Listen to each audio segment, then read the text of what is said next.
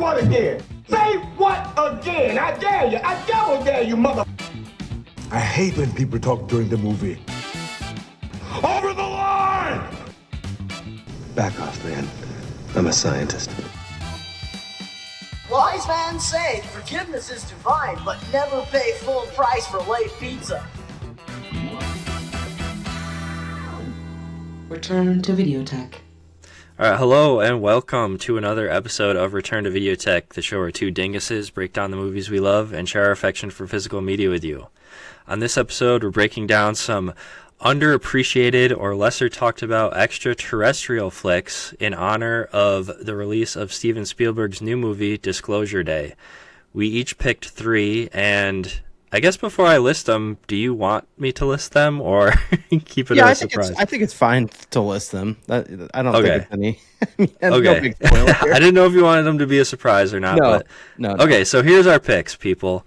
Matt picked Wes Anderson's Asteroid City, Spaced Invaders, and The Vast of Night. And my three picks were Critters, Tim Burton's Mars Attacks, and The War of the Worlds. Not Steven Spielberg's War of the Worlds, but the one from 1953.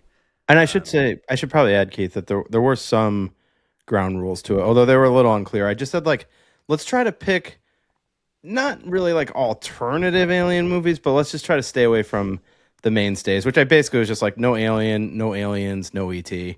I thought about doing Close Encounters of the Third Kind. I was like, that's still too big time. I said underappreciated, but I don't know if that's even accurate. I think these are all pretty well, or most of them are appreciated the right amount. That's probably fair. I think we ended up with a really nice mix, though. If there was one that I thought about bringing, but I just don't think it was the right vibe for the episode. But I really liked the first A Quiet Place. I thought that was the closest we've had to a throwback to the original Alien. A recreation of that type of feeling. I loved seeing the first A Quiet Place in the theater, but of course, they just can't have something like that without driving it into the ground. Yeah, I'm a fan of the first two. That prequel that came out, I think it's called Day One. Yeah, I wasn't that big of a fan of that. I haven't seen that one. I did see the second one in the theater too, but it was I liked it too, but it was a little bit of a drop off. Yeah, as I was watching these movies too, I was thinking of other ones while I was watching Space Invaders, for some reason I was thinking of Suburban Commando, which I just recently watched and was that would have fit kind of well with these two. There's actually a ton, which I too is just we've been planning this for a few weeks, and I mean I was talking to a couple of people about doing it, and people were like, oh yeah, well what about Begonia? Yeah. I mean obviously there's a whole I guess it's a spoiler to people who haven't seen Begonia yet, but it's a little bit of a reveal that aliens are in the mix. But we talked about it on the show a little bit, so I feel we kind of already covered Begonia, and I feel like Begonia was a big enough movie that it's if you missed the boat on it, then then I feel like you weren't that interested in seeing it, because I mean it's available streaming and everything too. I am Keith. Sure. I'm gonna enjoy a non-alcoholic beverage this episode. The Deschutes Black Butte Porter, of course.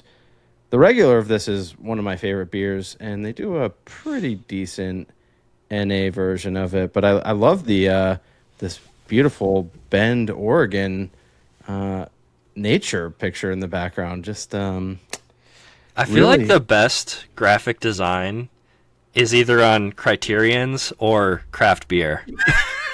I know the craft beer industry really did a great job with branding. I think that people who are into graphic design are just in general kind of into craft beer. Not everybody obviously, but I feel like it draws in that crowd. That's fair. I mean, it sort of jumped the craft beer industry has sort of jumped the shark a little bit, but it did draw a bunch of people with entrepreneurial attitude, and certainly in the arts, there's definitely a crossover with people who want to be creative, who just the concept of craft beer. But speaking of this, nice. Do you know who This is a Phil Ashworth shirt. Oh, is it really? Yeah. That's Give Me awesome. Coffee from the only one I've ever been to was in Ithaca, but I think this was in New York City, and it closed, I think, over the pandemic. Nice. And they did some T-shirts for the closing of it. It's like the classic X-Files. I want to believe, but instead of like a UFO, it's like a coffee cup going through the air. I love Phil's stuff. We grew up with this artist Phil Ashworth. I'll put a link to like his web store or something in the show just to shout him out real quick, because he does a lot of really cool like pop culture, like movie related stuff. Like he's actually like semi famous, I think, for the escape from choking in New York thing that he made. I've seen that on like Kotaku and like a bunch of other like websites and stuff, and he did that like a long time ago, but he does a lot of really cool like movie related stuff, so I'll put a link to his website in the show notes. I would say semi-famous to some, famous to us. Yeah, we love Phil. So I guess to start the show off, you want to show off physical media, or you want me to show off physical media because you probably didn't buy anything? No, I'll go first because I do have one thing, and it's okay. It's a brief but great movie. Zach and I exchanged some dialogue over it. Zach and I did do it for Greatest Moments. And Synapse put out just a pretty basic Blu-ray, but not a readily available movie. And, for those I got of you, it too. Yeah, it's the lovely Hot Dog the Movie. Just an unbelievable 80s ski comedy. I'd never seen it, and I actually watched it already. What, isn't it like just so fun? Yeah, a lot more nudity and raunchiness than I was expecting, and I don't know why, because I guess I knew that that's what it was, but I don't know. The main guy, mine's still in shrink wrap right now, so it'll I'm sure it'll pop up on another segment at some point, and we'll talk about it because it is a really fun movie to talk about. And watching it in high definition is hilarious because you can see when they change to the stunt doubles when they're doing the skiing stuff, and they don't look like that close. They do not look that close to the actual actors, which is really funny. But isn't there also a part with like the main dude like in a hotel where he's like playing guitar or something? There's like an original song in it that's just like so absurd, but I love it. Yeah, I really enjoyed it though. I was kind of like working out and watching it at the same time, so I wasn't like 100% locked into the movie. But okay, that's a little bit. I don't think you need to be 100% locked into Hot Dog the Movie to appreciate it. No, but it is like a really fun movie to just have like a movie night with your friends. Like my wife Chris watched it with me, and she was chuckling. Yeah, she liked it. Yeah. Yeah, I think that like one of the ski songs that plays is Prince "When You Were Mine," which is just such a absolute 80s jam, just screaming 80s. So yeah, checking in on, let me see if I can find my movies. So I'm up to 6, so I have 3 slots left, but I haven't even like been tempted recently, so I'm doing pretty good. So to a check-in for the year, I've the Criterion Network, Be Kind Rewind, which we covered for the show, and has actually gotten like a few more views than like way more popular movies. So that was, I know. I feel like I remember you were talking about how we're like, no, there's no way this is going to get any views. And now it's like up there. Yeah, it's gotten more views than Ghostbusters. Yeah, a movie that it like references. My third movie of the year was Dirty Work, which I bought from the Vinegar Syndrome stand at Horror Realm Con, and I'm pretty sure that version of it is out of print now too.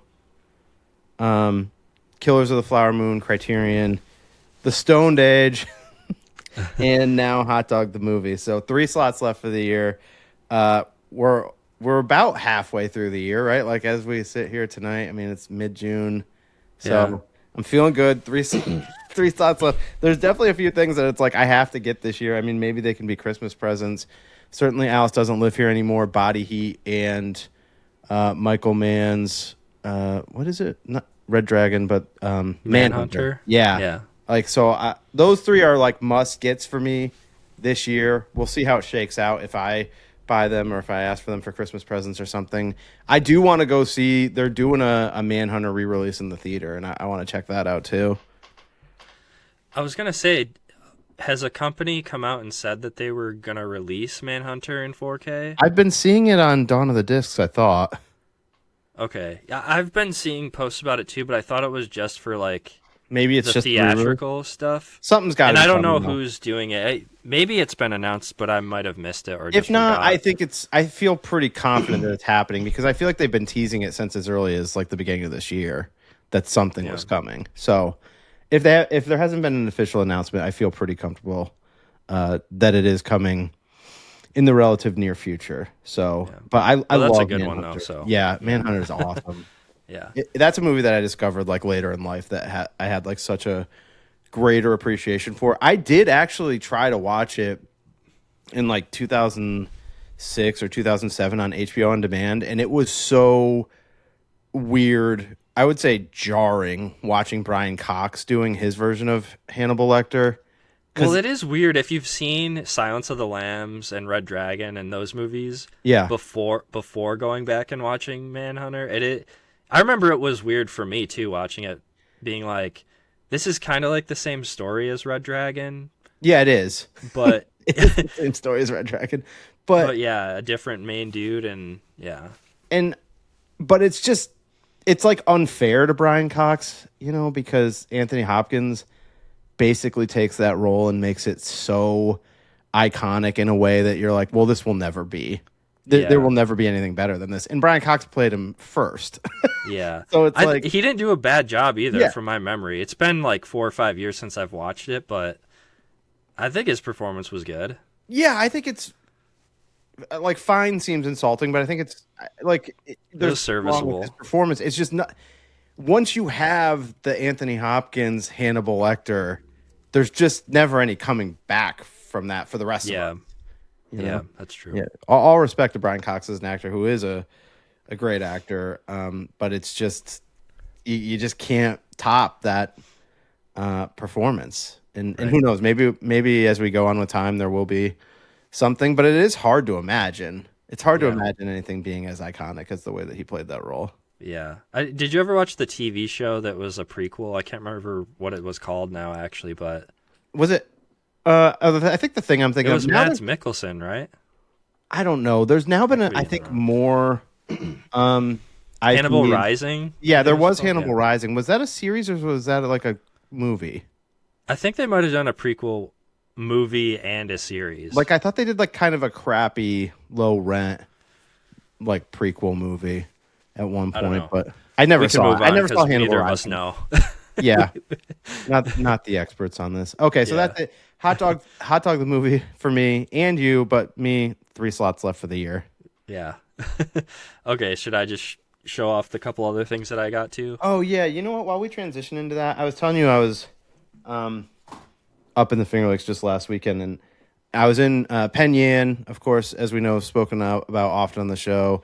Beautiful, lovely Penn Yan, New York, where they have a great mayor, our friend Dustin, just beloved by all in town. I did not get a chance to bump into him, but I did check out their local record store, and it's new. Like I was just there last year, and they didn't have this record store then, but I talked to the owner for a while. Very excitable guy.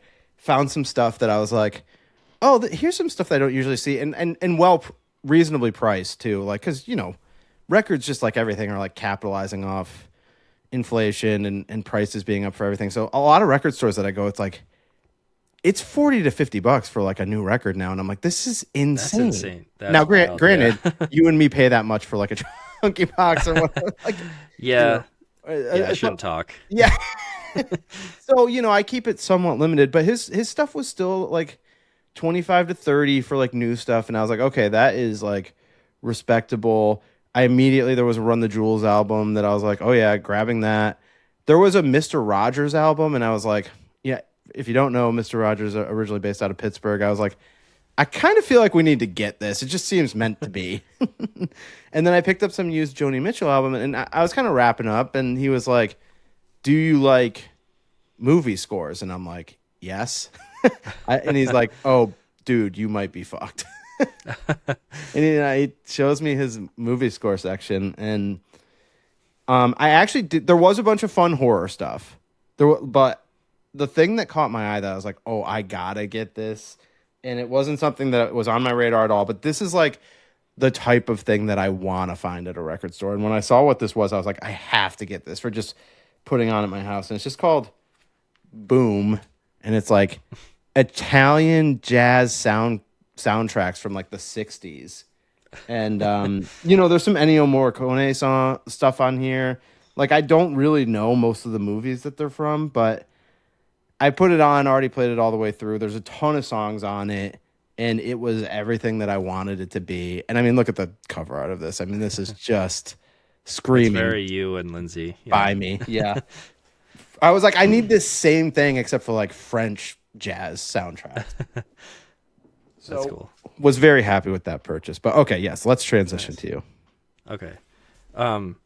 Yeah. I also picked up, I didn't grab them, but I picked up a couple soundtracks from movies as well, actually. I sent you a picture. I could just pop it up real quick. Yeah, please. But I don't really collect CDs and records that much anymore, but when I was home in New York, I stopped in a record shop in the Arnett Mall. That's actually there's one there? Cool. Yeah, there's one in the mall now that's pretty cool, and I can't remember the name of it. But I picked up the American Pie soundtrack. Holy hell. The Faculty, and Mortal Kombat Annihilation. Damn. I think it was like 3 for $20 or something. But those are cool. Now I've been listening to them in my car because I still have a CD player in my car. Yeah, I love just putting on a movie score. I mean, I will. It's mostly on records that we'll just play it in the house, and it's usually like good ambiance. But I'm no stranger to driving around and just putting on like, any like John Carpenter type stuff. Like, no joke, Halloween 3 Season of the Witch score. Yeah. Like driving around. I mean, I know it's a goofy movie that I love, but like the score is pretty sweet. Not like the main jingle that's kind of annoying, but like there's like really cool score stuff in Season of the Witch. And well, I know he travels around. John Carpenter travels around and like does live shows of his, the music he's made for his movies, which is something I've always kind of wanted to do. I just don't think he's ever like come anywhere in my vicinity. I don't know how much he's done it now, but I don't know, like 10 years ago or something, he did just put out an album that was like all original music, by like not stuff that he did for soundtracks. Okay, not music stuff. Real quick, I picked up. This was only like $12 on Amazon. I don't like to plug Amazon, but I wanted to watch the Steven Spielberg War of the Worlds again, and I actually didn't own this on physical, and I really like this movie. I haven't seen it since like that time period. Yeah, I wanted to try to rewatch it before we talked about the other War of the Worlds, just to remember what all the similarities and differences were, but I didn't get the chance to. I watched like the first 20 minutes of this earlier, and then I had to go do other family stuff. So I always remember being like kind of disappointed with it. I remember really liking it, but I guess we'll save that discussion for after we've watched it. We will have to see. Yeah. And then I did get 2 things. I don't think these were on sale or anything. They might have been. I don't even remember actually. Just a couple Arrow video pickups.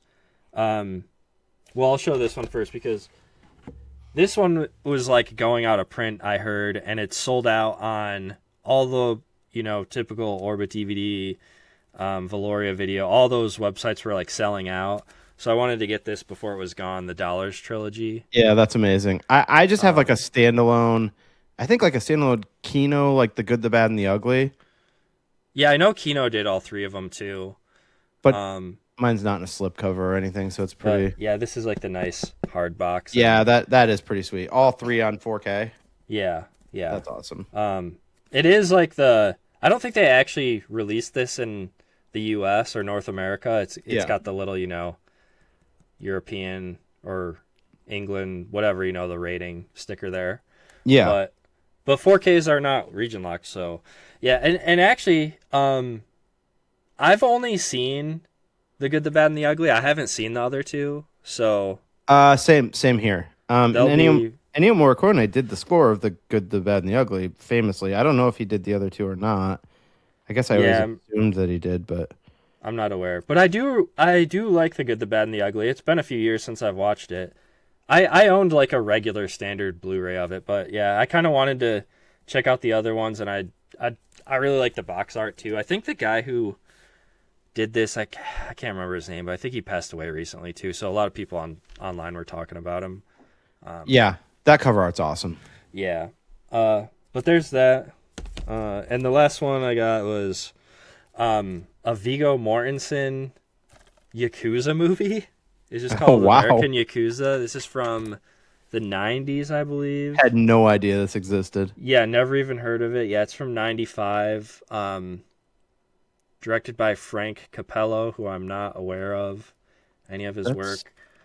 But I watched the trailer for it, and I was like, dude, Viggo in a Yakuza movie? That sounds awesome. So that's definitely a movie that if I walked into a store and was sitting out, and I'd be like, oh, if I was with Keith right now, he would definitely buy that movie. Yeah.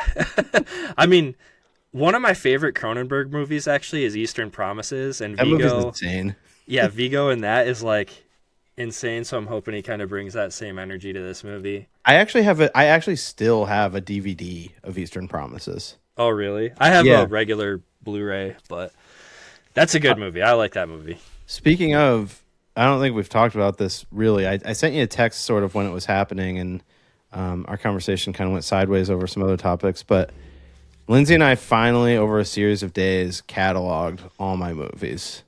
Yeah. How'd that go? It was certainly a trial of our relationship to be able to get through it, but were you guys arguing over like how you should organize it? There was some discussion about that, and as we got deeper into it, I felt like we may have missed some things, but for the most part, I mean, look, we got movie name, director, year, label that put it out. There is some weirdness with that because there's a lot of stuff that's clear, but then there's like some stuff that's like A24 and Dimension or whatever. And I'm like, I don't know which one I'm supposed to put this under. And I just picked one in a lot of those instances. But yeah, it came out to be like around 800 movies. That's pretty good. What do you think of that number? That's pretty good. I think I'm probably around there too. I did reorganize everything, but I just have piles of stuff now on the floor. So, like, I have shelves in the basement that look really nice. Criterion stuff is still upstairs. I put, like, the chunky boxes all together, basically, in my room. And now I just have, like, piles of spillover in the basement floor, and I need to, like, get some shelving units. But everything is, like, kind of grouped together now by label for the most part. Yeah, I always debate with myself when I just recently moved my shelves around just a little bit too, and I alphabetized my Criterions. Nothing else is really alphabetized, but just the Criterion. And now I'm kind of my Criterions are they're the only thing that I have by this, I think. I may have kind of played around with this with Indicator and some other things, but there's not enough to make it really, noteworthy. But for Criterion, I do spine number. Yeah, I know a lot of people do that too. I don't know why. With Criterion, it felt right for me to do it with theirs. I feel like they're the only label that anybody even really cares about the spine number, to be honest. Like, Arrow has spine numbers. Like American Yakuza is Arrow Video 802, and nobody's ever talking about that online. I mean, it's not like I really care about it or even like would mention it in conversation or anything, but it felt like the way to display my Criterion. It's just where I started, and it's where I've always stayed. You're always, of course, tempted to do like the high fidelity thing and just put them in like autobiographical order. Yeah. I did have them somewhat like, I had like sections of like all my Wes Andersons and all my Cronenbergs. Yeah. And, stuff like that, like putting them by director. Yeah, that's interesting to me too. Of course, I always think about like, it'd be nice to put all the Lynch stuff together. I don't know. There's different ways to think about it. But then, like, not even director sometimes. I'd be like, I could put all my Jack Nicholson movies together. Yeah. Because I used to, before I even got into, like, the boutique labels and stuff, I always had my standard Blu-rays and DVD sectioned off just by genre. Like, all my comedies together, all my sci-fi, action, horror stuff. Like, I would just do it like that, because that way I felt like it was like easy to just like randomly pick stuff, like, I feel like watching a comedy tonight, and then I just go and look at what I had. Yeah, I do get that. So, is that all the physical media for you? Yeah, that's all the physical media I picked up.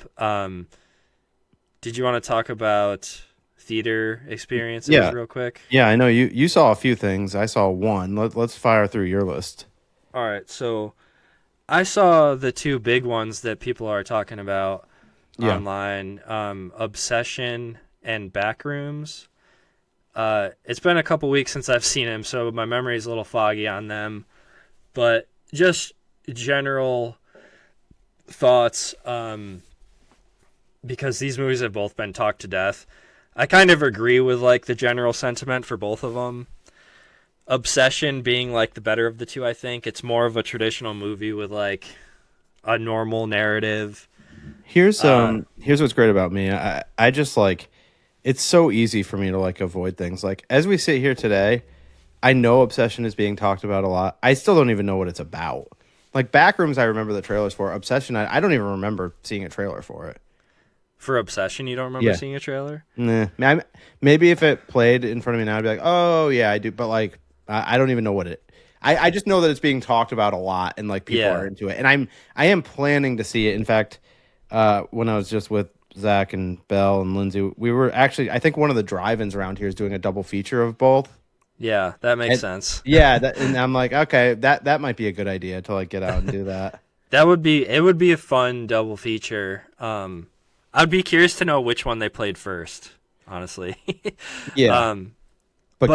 So Obsession is just about this guy who's infatuated with this girl who he works with at a music store, and he goes to buy her a gift at a gift shop and gets this One Wish Willow thing, it's called, where you break it and make a wish, and basically he uses that to make the girl fall in love with him, but it goes sideways and she basically like becomes ultra obsessed with him, and there's some supernatural stuff going on. But it's a horror movie. Yeah. Romantic horror movie. Maybe. Oh, I love romantic horror. But in a twisted, fucked up way. Totally. I saw some people online saying that, like hardcore horror fans saying that they didn't agree with the fact that a lot of people are saying it feels like really refreshing and unique and new. Just saying that it felt like you've seen this same movie a million times before. Yeah, I didn't get that at all. Okay, great. It did feel very fresh to me. So, and I watch a good amount of horror movies. I'm not like I'm not like the biggest horror guy, but I watch enough to say, like I watch more than the regular average person, I think, and it felt fresh to me. Say. So yeah, I consider you a Scream King. Yeah. But I really enjoyed it. It was really impressive because the guy who directed, I can't remember the guy who directed this one, but both of the directors for Backrooms and Obsession are in their early 20s, like very young. And it's impressive what they were both able to pull off, in my opinion. Yeah, for me, like Backrooms, total like trailer sucking for me, because I think the premise of it just works on its own. If you've ever like been in any type of building when it's like deserted, like any sort of work building, it's just like you can freak yourself out with like big spaces when no one's around. Yeah. And I was getting that feeling just from like the trailer. I'm like, yes, whatever this is going for already has me sucked in. Now, I think you found it to be a little disappointing though. Is that? Yeah. So it definitely succeeds in giving you that eerie, creepy feeling, but it tries to be more than it needs to be, I think. I don't really want to spoil like the quote unquote plot of the movie. Yeah. But I will say it is successful in creating that creepy atmosphere, and a lot of the found footage type stuff works in it, because it does that thing where it kind of, some sections of the movie are like found footage, which harkens back to where this project started, which was like a series on YouTube. I don't know if you know about the backstory of this, but I I know basically what you just said. I actually didn't know that this movie started that way. I knew that the director started with stuff on YouTube. I didn't realize that actually the concept of the movie started on YouTube. Yeah. I do want to say too that I looked it up real quick. The director of Obsession his name's Curry Barker, but he's also from like YouTube. He was he was doing comedy stuff on YouTube, which is interesting. Yeah. But that's actually another interesting thing that I thought about when I was watching Obsession. It felt like a black comedy. Like you can if you watch it if you go into it thinking like that, like if you have a dark sense of humor, you might find it really funny. And I did find a good bit of it pretty funny too. Okay. Yeah. And it does sort of feel like Obsession is going to be up my alley based on what I've heard about it. Yeah. I mean, just the concept of it is something that I feel like you'd be into. I'm sure. It's like about a relationship of a guy who like, it's really relatable too. It's like, I think that's part of its success is like, I feel like most people have like had a sense of longing for a person that it's not really reciprocated. It's like a girl in your friend group or a guy in your friend group who you're like interested in, and Dua Lipa. Yeah. You're using your one wish will to make Dua Lipa become obsessed with you. You know, now she's married and it's like, what are we all going to do with ourselves? But yeah, I think that you and Lindsay would definitely enjoy Obsession. Yeah. I don't know. Zach just mentioned that like in passing on kind of the way out when we were departing from the movie we just saw. But I was like, man, that does seem like a great way to knock out both of these movies. Because I had been tossing around the idea of going to see a movie in the drive-in. I was like, we should do that this summer. I've only done it once the entire time I lived in Pittsburgh, and it was to see Tenet, which I was kind of lukewarm on. And I was like, I think I'd really like to try to do that again this summer. And I think he just happened to bring up that it's like, yeah, they're doing something where they're playing that as a double feature, and I'm like, that interests me big time. Yeah, I mean, I think they're both worth seeing in the theater. I wouldn't say either of them are like, oh no, don't spend money, like wait until it's streaming or something. Yeah. they're both definitely worth seeing in the theater, I would say. Well, I don't really have a wait to see it on streaming attitude towards anything, because if it shows up on streaming, I'll probably watch it. But there's also like a lot of movies that it's like, if I don't see it in the theater, who knows? Who knows when? So if I'm interested at all, I'd prefer to see it in the theater still. Yeah. I really don't have much more to say about Backrooms, honestly. It's just, it does the creepy pasta, whatever vibe really well. The story is lacking, in my opinion.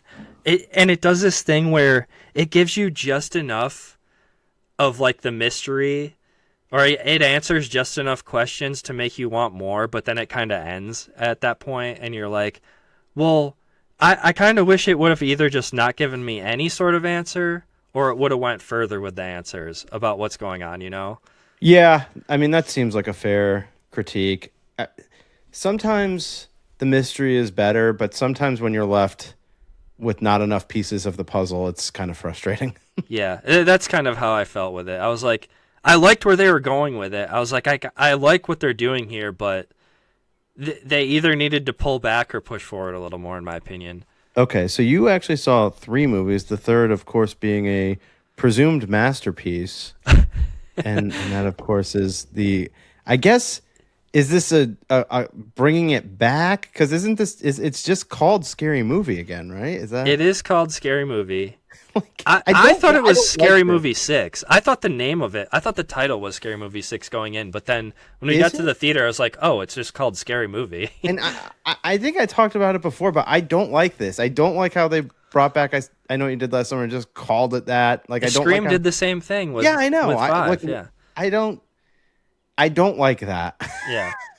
I understand the marketing mentality of it, because they're like, well, we don't want people to feel like if they haven't seen the last 4 or 5 of them, they can't come see this one and be left out, you know? Like, I understand that mentality, but I don't like it either. I'm not here for it. I don't think it's cool. Yeah. But how was it? I will say, when it started, I was kind of like, oh, I'm not really into it. But then as it started going on and they started making fun of different movies, like I'll say the major structure of it is kind of Scream 5 and 6. Okay. You know how like the original Scary Movie mostly is making fun of the original Scream? Yeah. And then, you know, there's little segments here and there where they're making fun of other horror movies. That's right. They do the same thing with this one where it's like mostly 5 and 6, but to me it felt like a weird choice, or maybe this movie should have come out like a few years ago, because those movies feel like old news now, you know, like there's, especially with movies like Obsession and Backrooms being like such a huge deal right now, those movies just feel really old to me. I also just don't think that it's the right time to do that stuff. I guess it's like, if there's one thing to make fun of, and you just said Scream, but I would think if there's one thing to make fun of, it's like the A24 horror thing. Like that seems that seems to be the thing that's like most captured the collective. But in general, the stuff that these movies used to parody and used to make fun of, there was a lot of stuff that was in the overall horror zeitgeist that I just feel like there's so much less now. Yeah. I mean, I kind of understand the thinking behind this too, because I mean that's what the original Scary Movie was mostly Scream, and it was so big at the time. But you're right though, like the A24 stuff seems more relevant now, so you would have thought they would have used that as like, you know, the blueprint. But the first Scary Movie, when they're making fun of I Know What You Did Last Summer, like they have like the car accident again. And I don't know, like one of the girl characters picks up like a fisherman's boot, and the guy's like, "Where's the foot?" yeah, that part's great. Just made me laugh so bad. I mean, those early.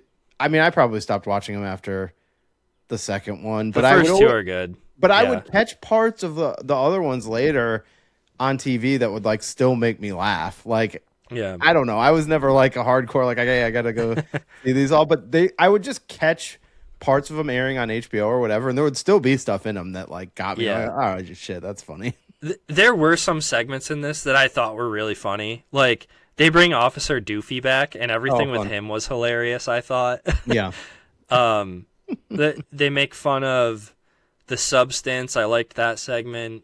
Oh, that's pretty great. There was one making fun of Get Out, which actually seemed like more relevant, even though it's older than Scream for some reason to me. Yeah, at least Get Out was like a really big movie. That was good, and that kind of like, this is like a mild spoiler, and I don't think anybody who's watching this is gonna care, but so the Get Out segment kind of leads into a musical number, which was my favorite part of the movie. It was like hilarious to me. As a non-musical guy. Yeah, I thought it was hilarious. Basically Shorty falls into he sinks into the chair, and they make fun of the K-pop Demon Hunters song that was really popular. Yeah. But it's like Shorty's version of that. Is it Shorty? I don't know. I was thinking it was Smokey. Smokey? I can't remember that dude's name. That was Marlon Wayans, right? It's Marlon Wayans' character. Yeah. I thought I remember him being like Smokey. I don't know. I don't remember. but he does like his version of that song, and it was hilarious to me. But yeah, it was just fine. It's kind of getting panned online. People are saying it's fucking terrible, and they only laughed like one time. Like, I don't know about that. I was laughing a little bit here and there. It's not a great.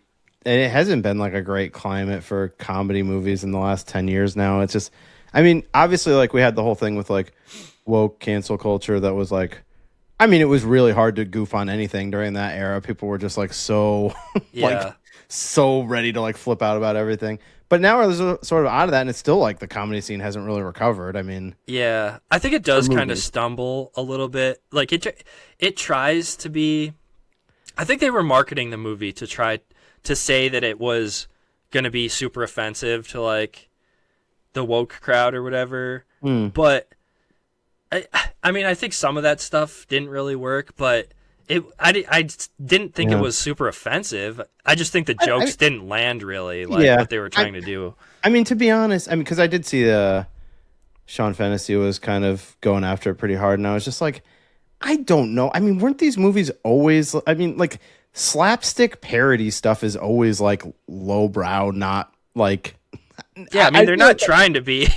I mean, I never felt like that stuff was so celebrated. I mean, even like, I don't know, like when we were kids and like you'd watch like Airplane or whatever, like I thought it was funny people consider Airplane like such a classic, but I do feel like slapstick parody stuff, I mean, the bar is like not that high, I don't feel like. Yeah.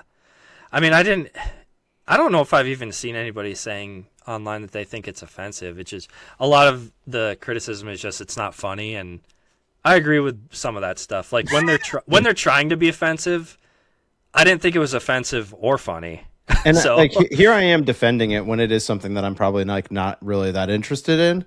Yeah. But I do just feel like, I don't know, it just feels like kicking something when it's down. It just doesn't feel to me like it's the type of thing that needs to be attacked. It's like this, like what, they're not trying to do anything profound here. Yeah. Like, I just mean, let it be. And I don't think that the outrage or whatever or the negative reviews are affecting it at all either, because I'm pretty sure I saw something that's saying it made more money than any other movie in the series. So shit. Okay. Wow. Very good. I could double check that real quick. Well, they're doing another Jackass movie too, right? Yes, they are. Well, while you take a peek at that, I mean, I thought that the first Scary Movie seemed like it had to be pretty successful. The second one seemed like it went with a lower budget.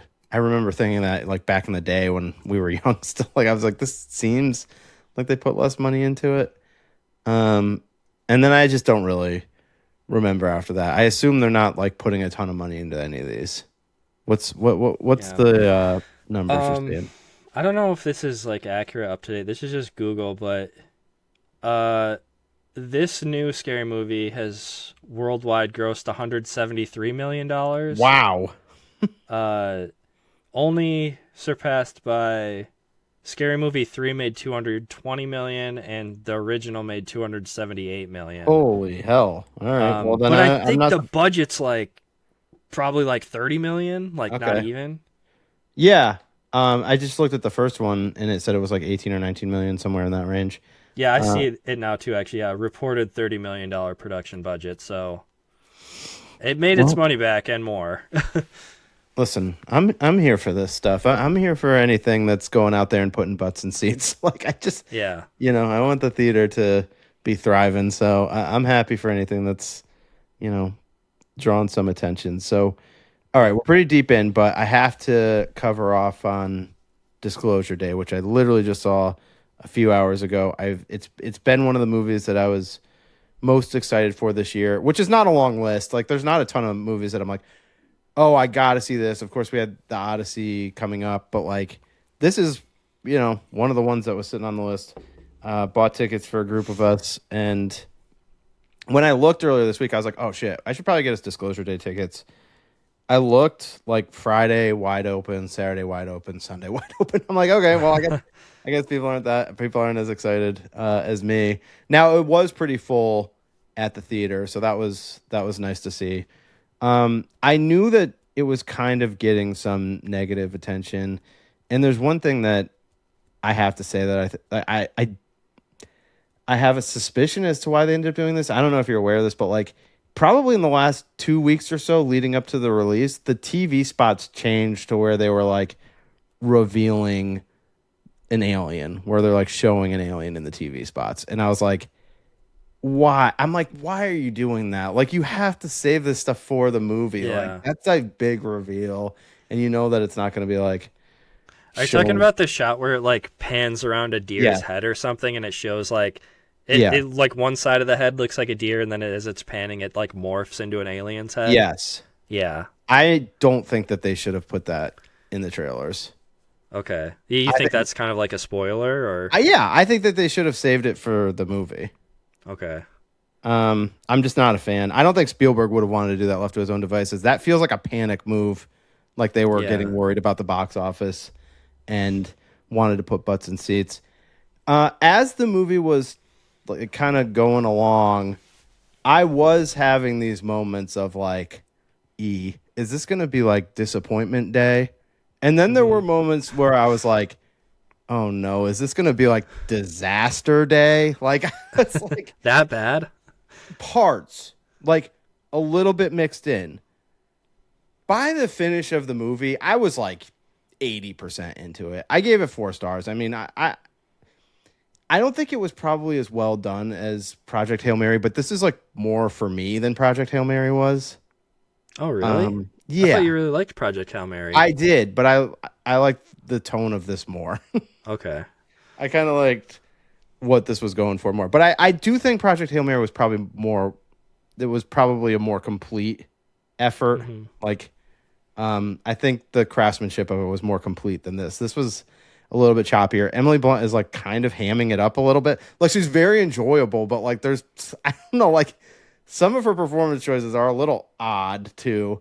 But overall I did like it. Like I don't want to sound like I'm trashing it, but I get why it's sort of divisive, and it seems like people either love it or hate it, because I can kind of see, even though I did like it, I can kind of see where people are like, what is this? Like, yeah, there is a lot of kind of moments of weirdness and teeters on like, that's kind of an odd choice. One thing that I just have to go on record and say I absolutely hate, I don't think we've ever discussed this, but like more and more in modern movies, I just have a big problem with this. The use of CGI animals. I just think it never looks good. And especially deer. I don't know what it is, but deer always seemingly look really bad CGI. And that's also the case here. There's like, and it seems like it seems like people are choosing to do it more. Like, I don't get it. Even there was a trailer for, what's the guy that directed It Follows? Is it David Robert Mitchell or I think that's right, something like that? Which I love It Follows. I also actually like the movie he did with Andrew Garfield. That the name is escaping me right now. But if you're looking up the director, maybe you can swoop in. Was it like Under the Silver Lake or something? Yeah, Under the Silver Lake. And that's also a divisive movie. But I haven't seen that. I like Under the Silver Lake. Maybe we can do that for the show at some point. As homework. But I gotta say, I saw they showed the trailer before Disclosure Day for his new movie, and there's dinosaurs in it, and I'm like, what they show in the trailer, I'm just like, I mean, the T-Rex in the original Jurassic Park looks 1,000,000 times better than this. Yeah. I don't love the CGI animals, and yes, I'm considering dinosaurs animals as part of that conversation. I just don't love it. I just really think that it's rough. And every time that I see it in movies, it just doesn't seem to be getting to a better place. So I agree that with is you. my rant on CGI animals. It just kind of takes me out of it. And it's no different here. And there's some like kind of longer stretches with a couple of them in it that I did not think was very good. Like I just thought that was rough. But I'll say from the trailers, I'm not actually that excited to see it, and based on your reaction and other reactions that I've seen and heard online, my excitement level has dipped significantly. Well, I did still like it overall. But I think that I have to stretch a little bit. Like, there was so many more moments that I liked than didn't like, but the stuff that I didn't like was loud, if that is makes sense to you. But I'm still sticking with it. I still gave it 4 stars, which is maybe some people would consider that generous, but I still found it I saw it in the IMAX. It was a really fun theatrical experience. And I actually do like this current Spielberg era. I think people are pretty split on that too. Like, what I felt like was kind of his down era was his War of the Worlds, like War Horse, Tintin, which I never saw. I never saw that either. I was feeling like I never saw The Terminal. That didn't really. Oh, actually, that's the one where Tom Hanks is stuck in the airport, right? Yeah, you like that? I never liked saw that it. one. Yeah, I never saw it. But I've been digging a little bit more in this current era. Like, I kind of liked his West Side Story. I kind of like The Fabelmans, and I kind of like this. I mean, none of them are as good as his movies from the 70s or 80s or 90s even, but for where he's at in his career, I'm kind of digging late stage Spielberg maybe more than others. Okay. So, yeah, I do think Disclosure Day it was a fun day out at the theater, and I'm maybe it was always going to be disappointing. I don't want to spoil anything, but I'll spoil one thing that I was like, I was going into it being like, man, and even as the movie was going, like you're getting like an hour and 45 minutes into it, 2 hours into it, I'm like, man, it would be so great if they just revealed like so deep into the movie that this is actually a sequel to Close Encounters of the Third Kind. That would be cool.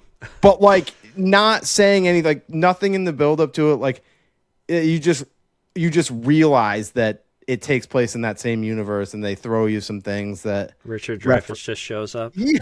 Yeah, something. I'm like, but that doesn't happen. I'll spoil that. That does not happen. But I would have been loving it if that was the case. Yeah. I actually just rewatched that movie yesterday or 2 days ago for the first time in a long time. I actually really liked it. Yeah, I enjoy Close Encounters. Yeah. I never liked it as a kid. I don't know why. I think I thought it was boring. It is a weird one. It's definitely a weirder Spielberg one, but that's kind of why I like it. Yeah. I saw your Letterboxd review saying it was like his best cinematography in any of his movies, and I kind of agree with it. It looked awesome. Yeah. I can't remember who did that, like Laszlo Kovacs or no, it's the other guy that I mix up with him. But he I think he did McCabe and Mrs. Miller too. He's one of the great cinematographers. Let's see. I want to at least. Vilmos Zsigmond. It's Vilmos Zsigmond, I believe. Before I even get to the Vilmos Zsigmond. Okay. Yeah, he's awesome. He's one of the great all time cinematographers, and a lot of cool like landscape shots, and the blocking I noticed was really good. Like when there's like 4 or 5 characters on screen, it was reminding me of like a Kurosawa movie where like everybody's just like perfectly placed on screen. Like he always gets a lot of good like sun shots too in his movies. Like there's one in McCabe and Mrs. Miller, and there's one in Close Encounters of the Third Kind as well. Yeah. Okay, so that's Disclosure Day. I sort of have a feeling like if you saw it in the theater, you would be like, not for me. But I'm leaning liked it. Liked it, didn't love it. Okay. Well, I probably will go see it because Chris, my wife, wants to go see it. Oh, good. So we'll probably see it eventually here. We just need to figure out a babysitter situation. Love to hear it. Okay. But yeah, I think it's safe to say we can move on, right? Yeah, please. Okay, we are back, and in our break, we decided to break this up into, we'll do Matt's 3 picks first, and then we'll do mine. And we're going to start with Vast of Night. So this was just a completely random pick for me. Like I did not have this on the list when we first started talking about doing this. Like it's possible I would have done A Quiet Place in this slot, but I knew that this movie had sort of a paranormal alien tie-in type thing, and I had always been interested in this movie. It came out in 2019. I'm not sure if it was a Prime movie to begin with. It's been on Prime basically since it came out, so I don't know the whole history with it. But I remember like over the pandemic kind of scrolling over it a lot. Where you know how you can scroll over on the streaming service and it'll start playing like a trailer for the movie. Mm-hmm. And I did that several times over the pandemic and beyond. And I was just like, this movie seems like it's way up my alley. Like this just seems so for me. I had never heard anything about it. But that was one of the few notes that I did take on this movie. Was it felt very Mad Men-esque, not like kind of visually, and also just I think because of the time that it. Yeah, it's like kind of subtle and takes place in the past. But I always associate stuff like that with you. So yeah, this says so it was Amazon Studios. It says that it was released on May 29th, 2020. So that like we're like 2 months into the pandemic or something at that point, right? I mean, that's on the Wikipedia it says it premiered at Sundance Film Festival and Amazon Studios acquired distribution rights. So it is an Amazon original, but they didn't, set out to make this movie. They just acquired it. Yeah. Yeah, and to your point, it takes place in the 50s in New Mexico. It's like a teenage wannabe. I guess he's having some sort of a career as like a radio host, and I'm like, yes, of course. I have an affinity for, talk radio as a medium, radio as a form of entertainment. I'm very into. The movie also opens up with some sort of, like, it's not the Twilight Zone, but a show that it seems like a knockoff of the Twilight Zone. Mm-hmm. And I mean, when you read about it, there's like a whole bunch of people that kind of compare kind of the idea of this or what it's like, the pacing of it, sort of those very like dialogue and story driven and using a lot of sound effects, but not a lot of visual effects. And basically how it kind of just seems like a long episode of the Twilight Zone, which of course I also love. I love the original series of the Twilight Zone. I have Twilight Zone cufflinks that I'll wear with my dress shirts. Like I'm a fan. Rod Serling, of course, from the region we hail from in upstate New York. He was like a Binghamton guy and spent time later in his career, I think, teaching at Cornell. And I have to say, I had a pretty good eye for something that I would enjoy. And after I watched this, I was like, yeah, I'm definitely picking this. It's sort of a hard movie to talk about because it's like, it's a lot in the way you experience the movie. There's a lot of tracking shots in it. I thought that was kind of impressive. That was one of my other notes that I took, was there was a really cool long tracking shot that starts with the girl smoking a cigarette, and then it goes basically through the whole town to where this basketball game is taking place. And it's like, I'm like, how did they do that? That was pretty impressive to me. Yeah, and it's another movie where it's just like weird stuff is happening. And it's kind of a slow burn, slow build. This dude is just sort of ushering this other younger kid, this girl around town. And they're sort of doing a little investigation. And I love that they're working out of the radio station. They're picking up this mysterious signal. People are calling in, talking about maybe a UFO. They end up talking to some guy who had some sort of encounter and is like revealing information. It's just all a very slow build, and it's kind of one of those examples of like giving you entertainment without putting everything in your face. And even when things are like revealed at the end of the movie, it's not a big explosion of a reveal. It's just it's kind of very subtle and very simple. It's kind of it sort of reminds you of Asteroid City, like where they're just like, because the whole thing in Asteroid City is like, oh, the alien showed up and all it did was take this little piece of meteor or whatever, like, and then it just like gave it back. Like it's just nothing big happened. But I loved the vibe in the filmmaking of Vast of Night, which, although I've been struggling with the title, I keep wanting to call it like In the Vast of Night. Yeah, it is just the Vast of Night. So the Vast of Night. But yeah, I enjoyed that it just sort of like played like an episode of the Twilight Zone. I liked everything that they were doing. Like, doesn't it feel like the audio effects are like a big part of the filmmaking? Yeah, because there's a lot of like the girl on the switchboard and them kind of communicating over telephone or whatever. And you're getting like that smooth hum of the radio. Like even I like this in Space Invaders, there's a whole part with a little radio station too. I'm like, this is just like the life I needed to live. Just these old radio stations where like one man would be behind the mic with probably just like one producer. There's no one around. It's very intimate, like I'm like this. There's another world where this is the life that I should have been leading, making like, I'm sure like $5,000 a year. Or you could be like the guy in, what was that Clint Eastwood movie we did? Oh yeah. Play Misty for Me. Play Misty for Me. That's the version of the DJ that you Absolutely, just absolutely, just a lady killer as well. Like, just just raking in money and smashing.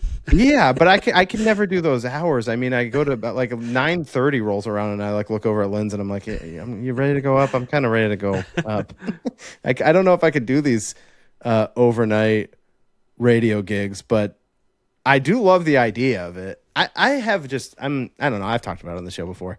I am just sort of a radio nerd, and as it's evolved into podcasts, and podcasts kind of have become more like radio, and now even it's like the video broadcast thing, and it is its own thing.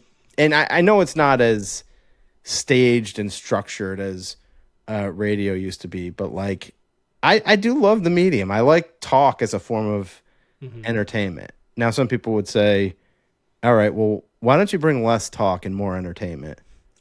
Like, I mean, those were kind of my thoughts. I'm not going to poo-poo on your parade. I found this movie to be slightly boring, but okay, yeah. I did appreciate a lot of things about it, though. Like, the cinematography was really good, and like you were saying, like the tracking shots were cool. And I do appreciate when there's restraint, when they're not just going for, the big bombastic blockbuster style.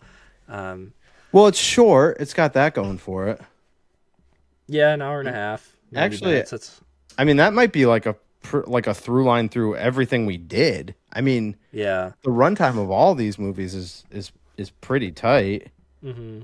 I mean, I don't know. I'm very interested. The director is Andrew. I don't know. Is it Patterson? Yeah, Andrew Patterson. Yeah, and I can look up what he did real quick. I don't think much else, but I sort of feel like there's something else in the works, or. Oh, yeah. There is another movie. No, yeah, he's only done one other movie, The Rivals of Amzia King. Yeah, which says it's a 2025 movie, but I don't think it's actually come out yet. I think it's like one of those. It had like a Sundance, or not Sundance. I don't know. What's in Austin again? South by Southwest. Yeah, that's right. It had a world premiere at South by Southwest, but it's supposed to have a wider release in August of this year. Matthew McConaughey is in it, though. Yeah, that's right. It's all part of the McConaissance. And Kurt Russell, too. What is it? The Amzia King? The Rivals of Amzia King. Yeah, that's a hard title to sell, I think. But I'm very interested. I thought this Andrew Patterson displayed some skill, and I have an appreciation for what he was doing, and for a movie that I put off for 5 years and even when I played it, it was like half watched. So I think at some point in time, maybe even going back to like over the pandemic, probably like, I don't know, I probably had like 3 or 4 glasses of wine, maybe half a bottle of wine, and like went up and laid down and just put it on and passed out, because I definitely tried to watch it once before. I didn't have a memory of it, but I don't know. I'm glad I finally knocked it off my list. And I'm interested in this guy, and I'll definitely watch this again sometime. I really had an appreciation for the filmmaking style. Like, the stylistic choices were definitely for me. And I'm sure you didn't have any other notes then. No, I don't really have any other notes. Not really a fan. I think I gave it like a 3 or 2.5 or 3. So I wasn't like offended by it. Yeah, no, that's positive. All right, my next pick was one that I knew I had to do. I knew we had to talk about it. It is a movie that sucks. Well, we can put that out there. I didn't think it sucked. I like this one more than The Vast Tonight. All right, good. But that's just because of the style of movie it is, Well, this and Critters both sort of were reminding me of when we did like Rumpelstiltskin for the show. Like, just in the sense that there was movies during this era that were being made, and I know that they're all kind of like whatever monster, goofy movies, but it's like that they do that thing where there's like dialogue happening, like it's constant talking, but it's not always characters interacting. Like, they're just saying things. Yeah. Before we go too deep on Space Invaders, though, it's perfect for this show because this is a movie that I used to rent from VideoTech when I was a kid. It's interesting you say that because I had never even heard of this movie before. First stint in New York. What little kid? I mean, I rented Ewoks, The Battle for Endor. This probably the first Teenage Mutant Ninja Turtles movie. But this one like wasn't. It didn't hit as hard for me, but I did enjoy it as a kid, and this is the only one out of everything that we're covering that I actually own on physical media. And is that a Kino or is it just a standard? It is a Kino. It is a Kino Lorber. I just happened to see. I mean, it's a movie that I've thought about over time because I just have that memory of seeing it as a kid and couldn't really remember what it was like. But I was just like, and I didn't even know the name. Like for years, I was like, what was that? Like and sometimes maybe you'd go on a deep dive on IMDb and Google stuff and maybe you'd figure out what it was. But like, it wasn't a title that stuck with me. I mean, the guy that directed it is named Patrick Reed Johnson, not exactly a household name. But when over the pandemic, when I was like, going a little nuts with just buying, I would just do hauls. That was another thing that was eye-opening going through the cataloging was like, you'd pull some stuff out and you were like, what is this? Like, what was I thinking? Like, that didn't happen that much. Probably of all the movies I own, there was only like 5% that seemed like regrettable. But there was a percentage. I mean, there were movies that I was pulling out that I was like, why the hell did I think I was like, this was a good idea? Like, I just like don't know what I was thinking. But this was definitely one of the things that I got in like a bundle over the pandemic. And as soon as it came, I was like, oh yeah, we're watching this, Lens. And I don't know if she remembers watching it. I think it was one of those things that we got like 10 minutes into it and she's like, I can't watch this. Like, it's just such yeah, because I not even just because it's so bad. I just feel like it's so hard to follow. Like, they're just talking like nonstop, and you can't tell. Yeah, the alien dudes are based off of. They're all doing like a character. Like the one that's obvious is the guy. The one of them is doing a Jack Nicholson, and he's wearing like a Los Angeles. I was gonna say, that the dude with the leather jacket or the airplane pilot jacket or whatever. One of them is supposedly doing like a James T. Kirk from Star Trek, like not doing William Shatner, but doing the character Kirk. Yeah, the Jack Nicholson one was the only one that I picked up on. Yeah, I didn't write them all down, but I read that they're all kind of doing somebody. They're all doing like a person or a character, and they. I mean, I'll say to the movie's credit, they don't look that bad. Yeah, I mean.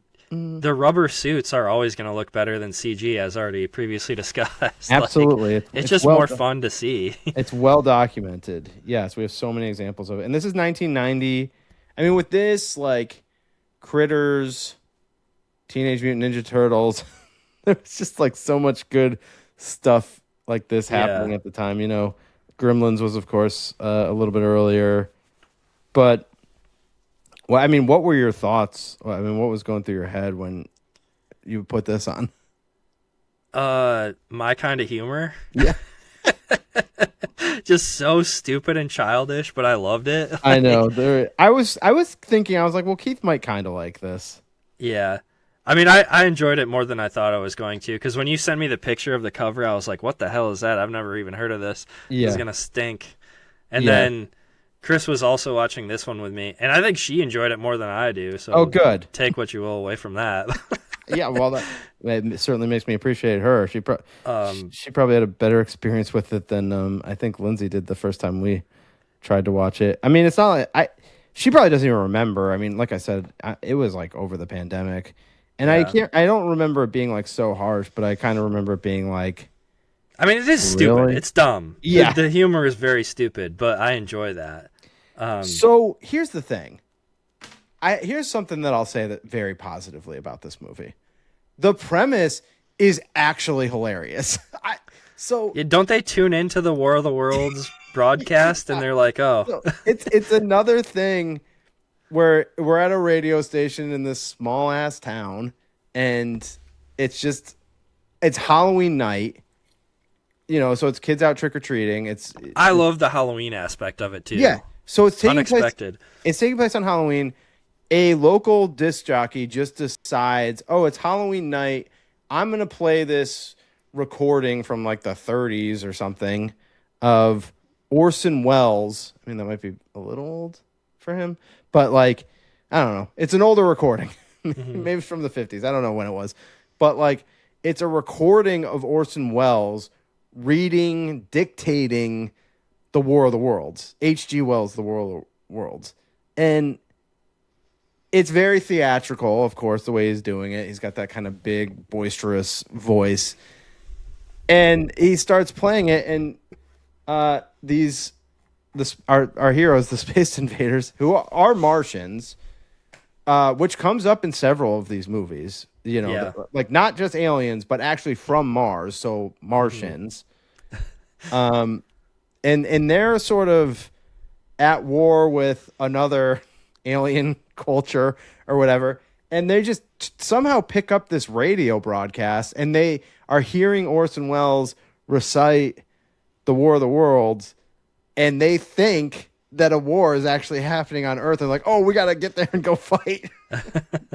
And that's the premise of the movie. And then they are in town, like just walk like these little aliens, and they're little all dressed different ways. Like we said, there's one in a leather jacket and a Los Angeles Lakers like t-shirt, and they're just walking around with everybody trying to do like their mission or whatever. And like they run into trick-or-treaters because they're like the same size as kids. And then there will just be like parents that see them and stuff, and they all think that it's kids dressed up for Halloween. I think that's part of why I love this movie, because it's like it's such a stupid idea, but it makes sense, and it's just hilarious. I know. I do think the premise is great. So when I watched it over the pandemic with Lindsay, I do think I was a little negatively influenced. I was like, yeah, this does suck. I'm sorry that I did this to us. And I gave it 2 stars, but like I bumped it up to 2.5 after this viewing. Like, I don't know. There's definitely some fun to be had here. Dude, I mean, the funniest part to me was when they're trick-or-treating and a dude just throws them cigarettes, and the kids are like, oh, cigarettes. The 90s were great. I mean, there's some really funny stuff. I loved the kid dressed up as a duck. That kid. I was like, is that a Howard the Duck reference? I mean, I just think that kid had a lot of funny stuff to say. I didn't write down any of his quotes, but he was pretty funny to me. Yeah. It's just, I have a hard time following the dialogue in movies like that, because like people never stop talking. Like, I get that. Like the alien characters, the Martians, they're constantly talking, and it's like a lot of their lines are sort of like gibberish. Like they're saying words, but it's just like they're just like, it's a joke a minute type stuff. Like they're just constantly saying stuff, and you're like, what are they trying to do? You do get lost in what all they're trying to do. I see exactly what you're saying, because I was finding myself kind of lost as well as to why they were doing whatever they were doing at whatever point, and I was kind of like working out while I was watching it too, so I kind of just had it on in the background. But it feels like the perfect movie to have on in the background while you're doing something else, because it is just like joke a minute, and you can just pop in here and there and be like, oh, that's a funny bit. Well, one thing that did jump out to me that I wanted to bring up to you was didn't it seem like the thing that was kind of attacking them, like the little floating droid thing, was very similar to like the floating droid in Star Wars? The Empire Strikes Back? Yeah. Like the one that on like the ice planet? Yeah, like the one on Hoth that Han shoots down like very easily. Yeah. And he was like, I don't know, must have had some sort of a self-destruct or something, because it died like, but I feel like it looked like that. It did, yeah, 100%. Which doesn't surprise me. Obviously, Star Wars is like a huge thing, but it's like, this just seems like sometimes there's parody, sometimes there's reference, and then there's things that just feel like straight ripoff. And this felt like more in the category of straight ripoff to me. One other thing I noticed too, the main little girl was the girl from Jurassic Park, right? Oh shit! No, I didn't realize that. Is it? I need to look up her name real quick, but good pull. It's hard because I don't think on the back of my Blu-ray it's really listing out.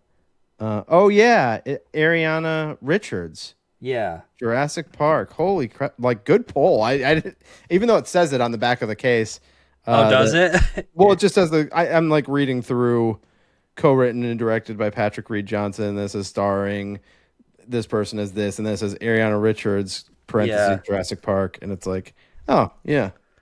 Yeah, as soon as she came on screen, Chris was like, is that the girl from Jurassic Park? I was like, I think so. Hell of a pull. Yeah. Hell of a pull. I did not pick up on that. Not even seeing this movie as a kid. But like, this is one of the quintessential, if I made my like top 5 Videotech movie rentals list, like this is on there. That's awesome. I'm glad you brought it up because I never even heard of this movie. I don't know how, because it seems right up my alley. I don't know. It's a forgotten classic. Yeah. Kino puts a lot of those out, so I'm probably going to pick this one up.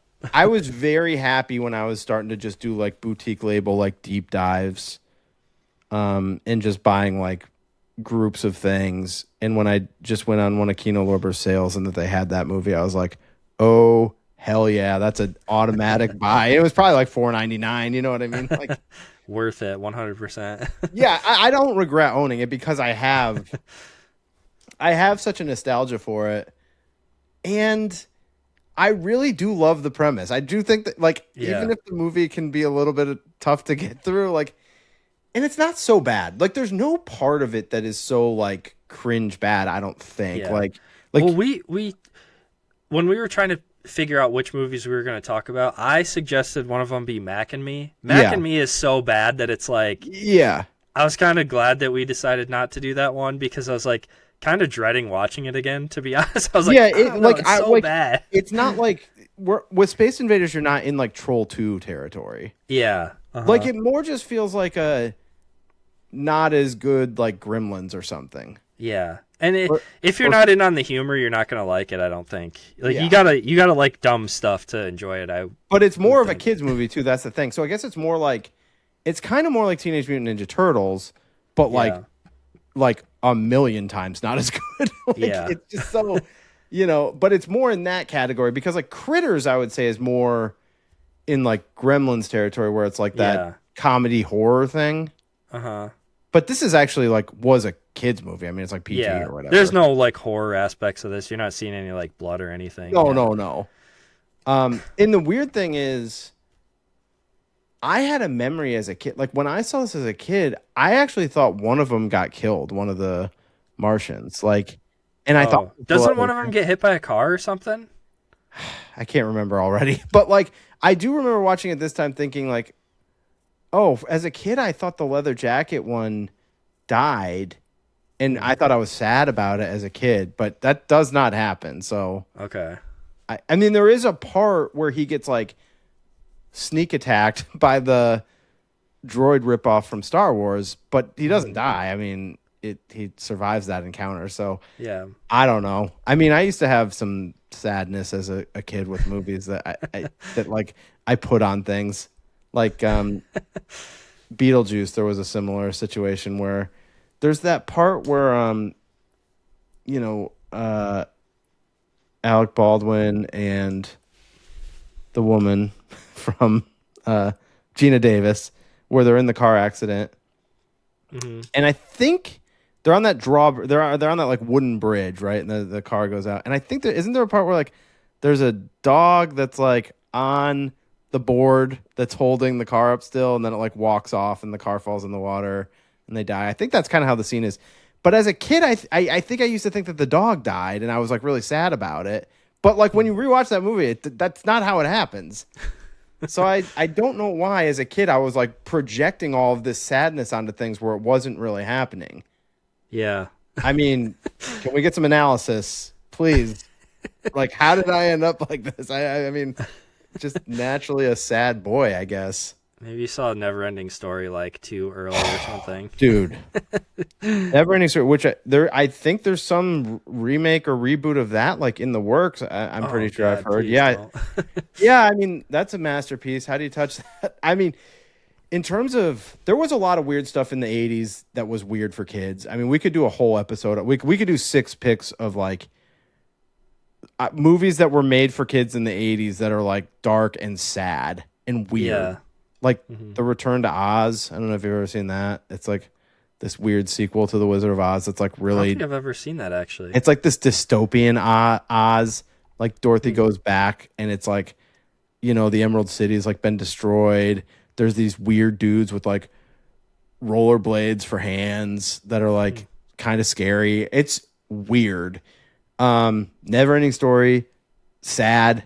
Like Artax, the horse, like dying in the swamp of sadness is like top 5 saddest movie moments of all time. Like it's up there for me with like the end of Stand By Me. Like just like why would they do that to but children? There's more.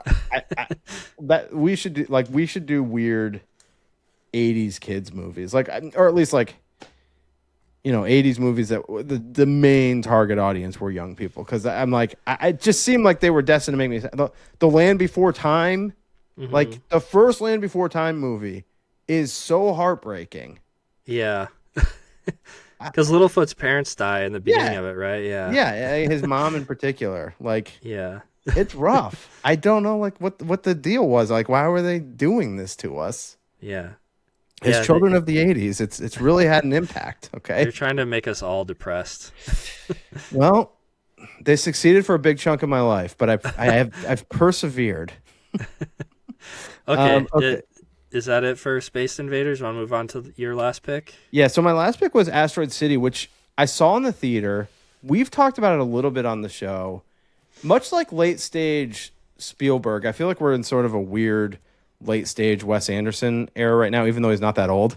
Like, he could make movies for like 30, 40 more years, but like but I do feel like we're in this weird era with him where it's like now he's been very prolific, right? I mean, he makes a movie like every 2 years. Maybe sometimes even more frequently than that.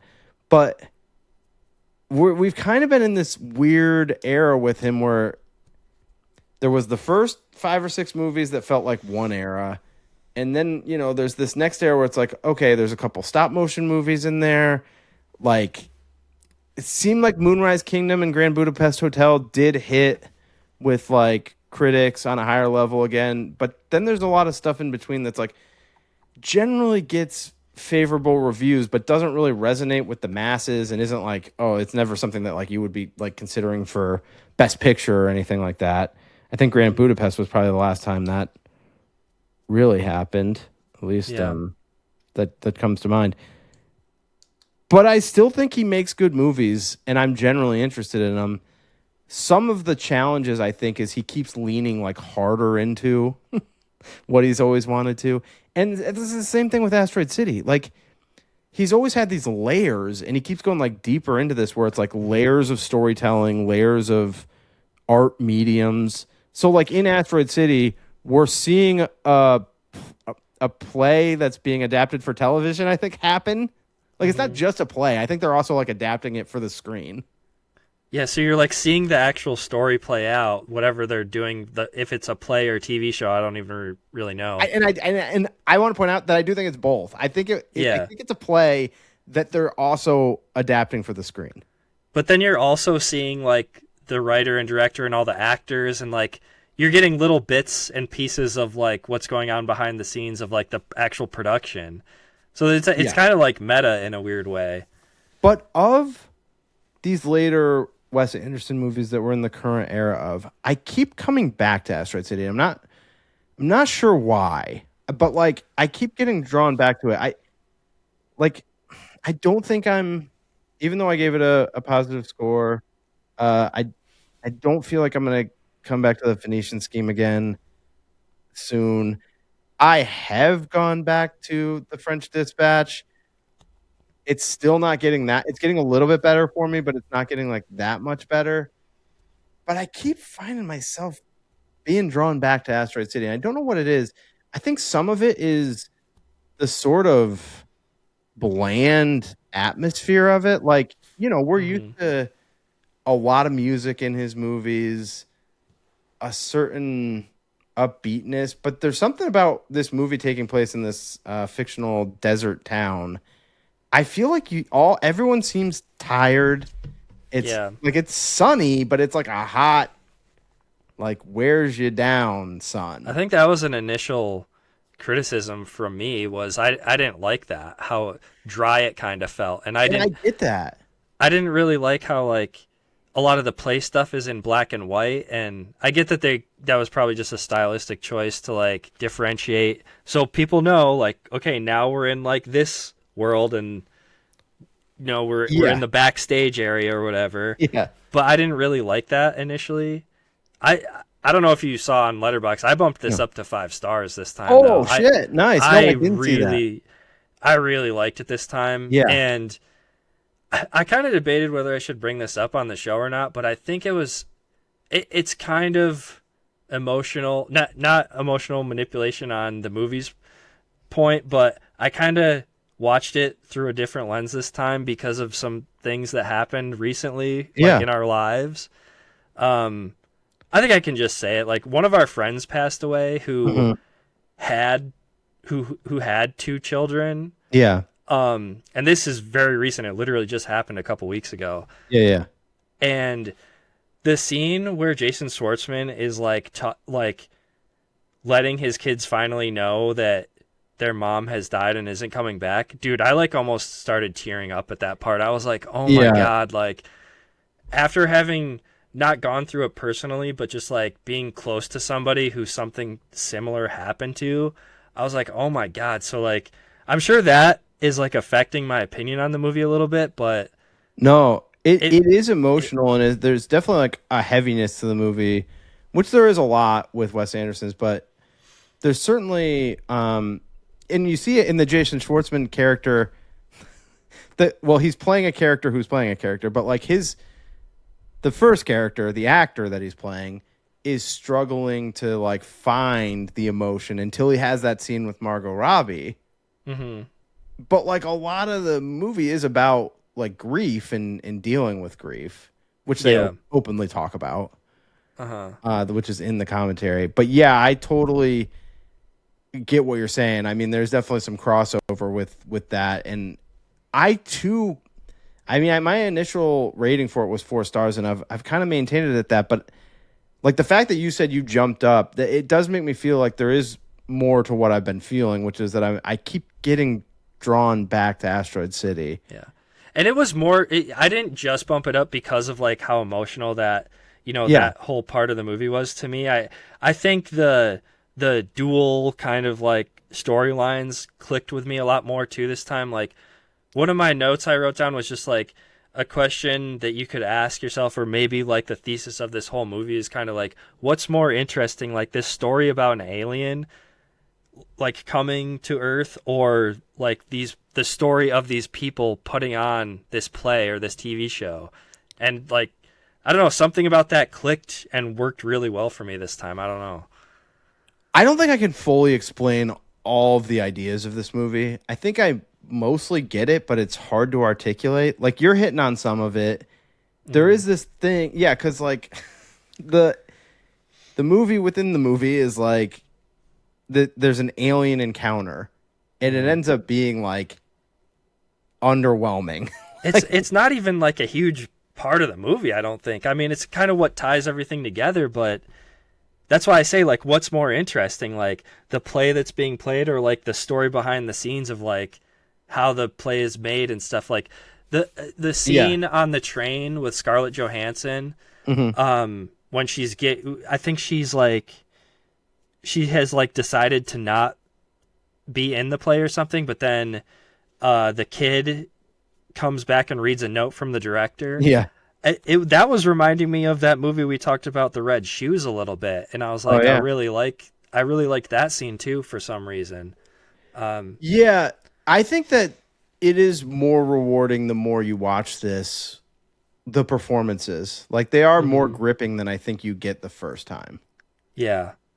It's a little weird, a lot of stuff clicked with me, and the performances clicked with me a lot more too, I think, this time. So I don't know. I just keep finding myself, I didn't buy that Wes Anderson Criterion box set, but now I feel like I'm going to end up buying individuals, because I'm sure, I don't think they haven't done Asteroid City as its own, right? But I feel like they probably will. They haven't. So I actually don't own this movie on physical, because I'm just assuming that the Criterion will eventually put it out. Yeah, luckily I think it's been on Peacock basically since it was in the theater. So I've watched it, I think, probably 3 times total, but like, I don't know. I keep being drawn back to it in a way that, like with most movies, I'm not in that space these days. You know me from a time period where it's like, you know, there was certain movies that I'd latch onto and I'd put them on like every night for like 3 months. And the older I get, that just happens less and less for me. And I'm not saying it's not happening with Asteroid City, but I have that same draw to it that I had with other movies where I just kind of want to keep putting it on. I think for me, and probably for a lot of people, most of Wes Anderson's movies are like, you have to be in the right mood for them, because like, I feel like a running thing with all of his movies is kind of like, there's this underlying like heavy melancholy feel to them, but he also like mixes in his like adolescent sense of humor kind of. Yeah.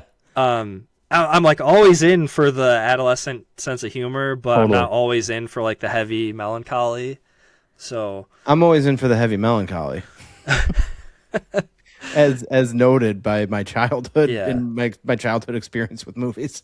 Yeah. I mean, I usually am too, but I don't know. I think maybe the first time that I saw this, I must have just been not ready for it at the time or something. I don't know. But I bumped it up to 5 stars, like I said, so I really liked it. I think that the first time I saw it, I probably would have made the argument that you could have just had just the stuff in the fictional town just be the movie and not do all this other stuff. But now I would be like, no, that isn't right. You want it to have all this stuff. And the scene with Margot Robbie on the balcony may be the best scene in the movie. Yeah. Yeah. So. I totally get all that. Asteroid City. That was my last pick. You want to take a quick break and come back and do your 3? Yeah, let's take a break. All right. We're back for the epic conclusion of our Extraterrestrial episode. And Keith, you picked 3 movies as well. And to kick us off, we're going to go through Tim Burton's famed Mars Attacks. Yeah. So I picked Mars Attacks. This was a big one for me as a kid. Yeah. I don't think I ever rented it from VideoTech. I want to say this was one that we had on VHS, because I remember watching this like quite a bit as a kid. Hadn't watched it in quite a few years, though, so I was kind of nervous. I was like, I picked this before I rewatched it. I was like, is this going to hold up? I thought it held up pretty well. I kind of missed it in its heyday, but wanted to see it. Like, just the look of these aliens, which, by the way, these ones are Martians as well, as it's Mars Attacks. I love the design of the aliens. The aliens look awesome. So do I. I think they look and I think they looked crazy at the time, but like in a good way. And I had wanted to see it, but really didn't end up seeing it until years after it came out. So I kind of missed its 1996 run, and I probably didn't really see it till the first time, still closer until the year 2000. Mm-hmm. The cast of this movie is absolutely insane. Can I just go through it real quick? Jack Nicholson, Glenn Close. It has 2 roles, by the way. Yeah, Jack Nicholson plays 2 characters, the President of the United States and a casino owner or hotel owner in Vegas. Glenn Close. Glenn Close, Annette Bening, Pierce Brosnan, Danny DeVito. There's more, too. That's just what's listed on the front. Michael J. Fox, Sarah Jessica Parker, Lucas Haas, Martin Short, Rod Steiger, Natalie Portman, Jim Brown. Like, it's absolutely insane. Jack Black. Pam Grier. That's right. In kind of a thankless role. Yeah. I don't know, though, because her kids end up being kind of important. True. Yeah. I love her kids. They're one of my favorite parts of the whole movie. Yeah. Even, like, Christina Applegate is Jack Black's, like, girlfriend. Yeah. Well, one of the notes I wrote down was, like, this had to be Tim Burton at, like, the height of his power. Because this is, like, he was shortly a big-time after... director in the 90s.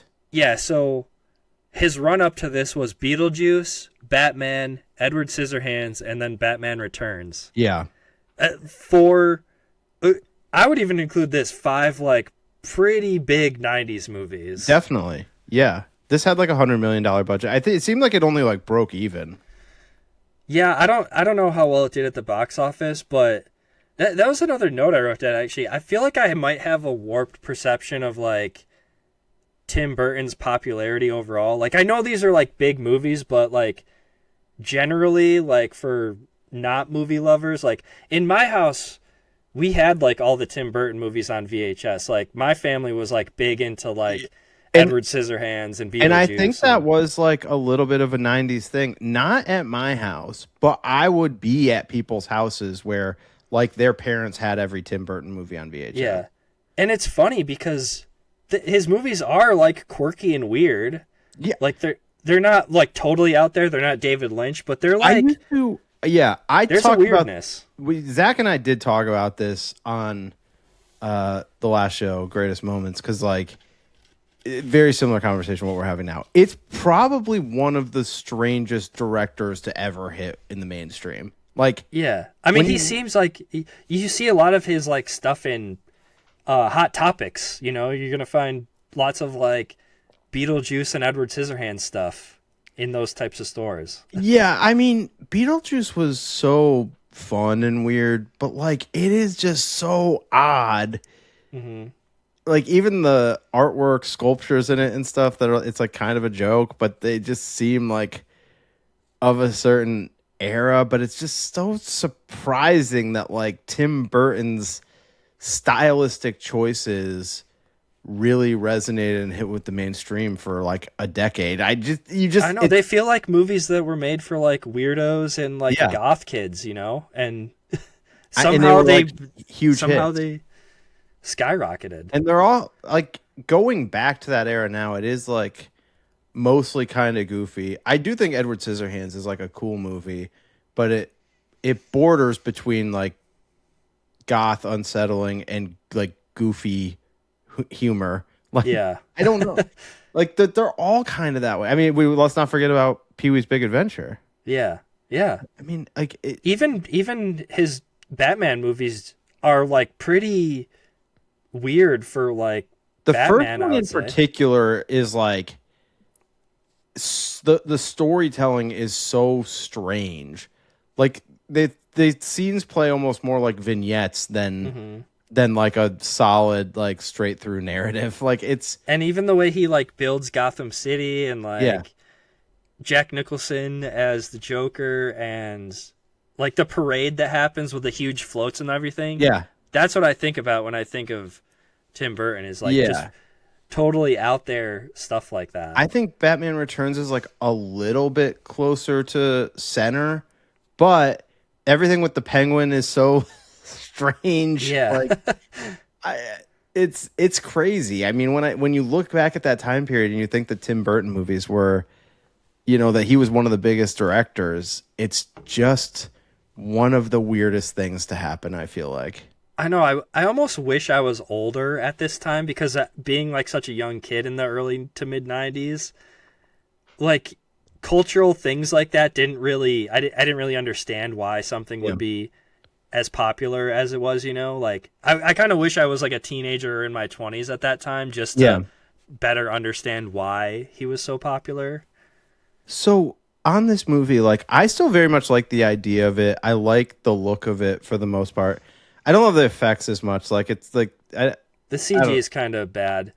It's a little bit rougher now. You know, it's a little bit rougher looking back on it. I don't know. It didn't make me laugh as much as I kind of thought it would. Like, but a lot of the comedy is very satirical. Like, it's not necessarily like a ton of funny lines.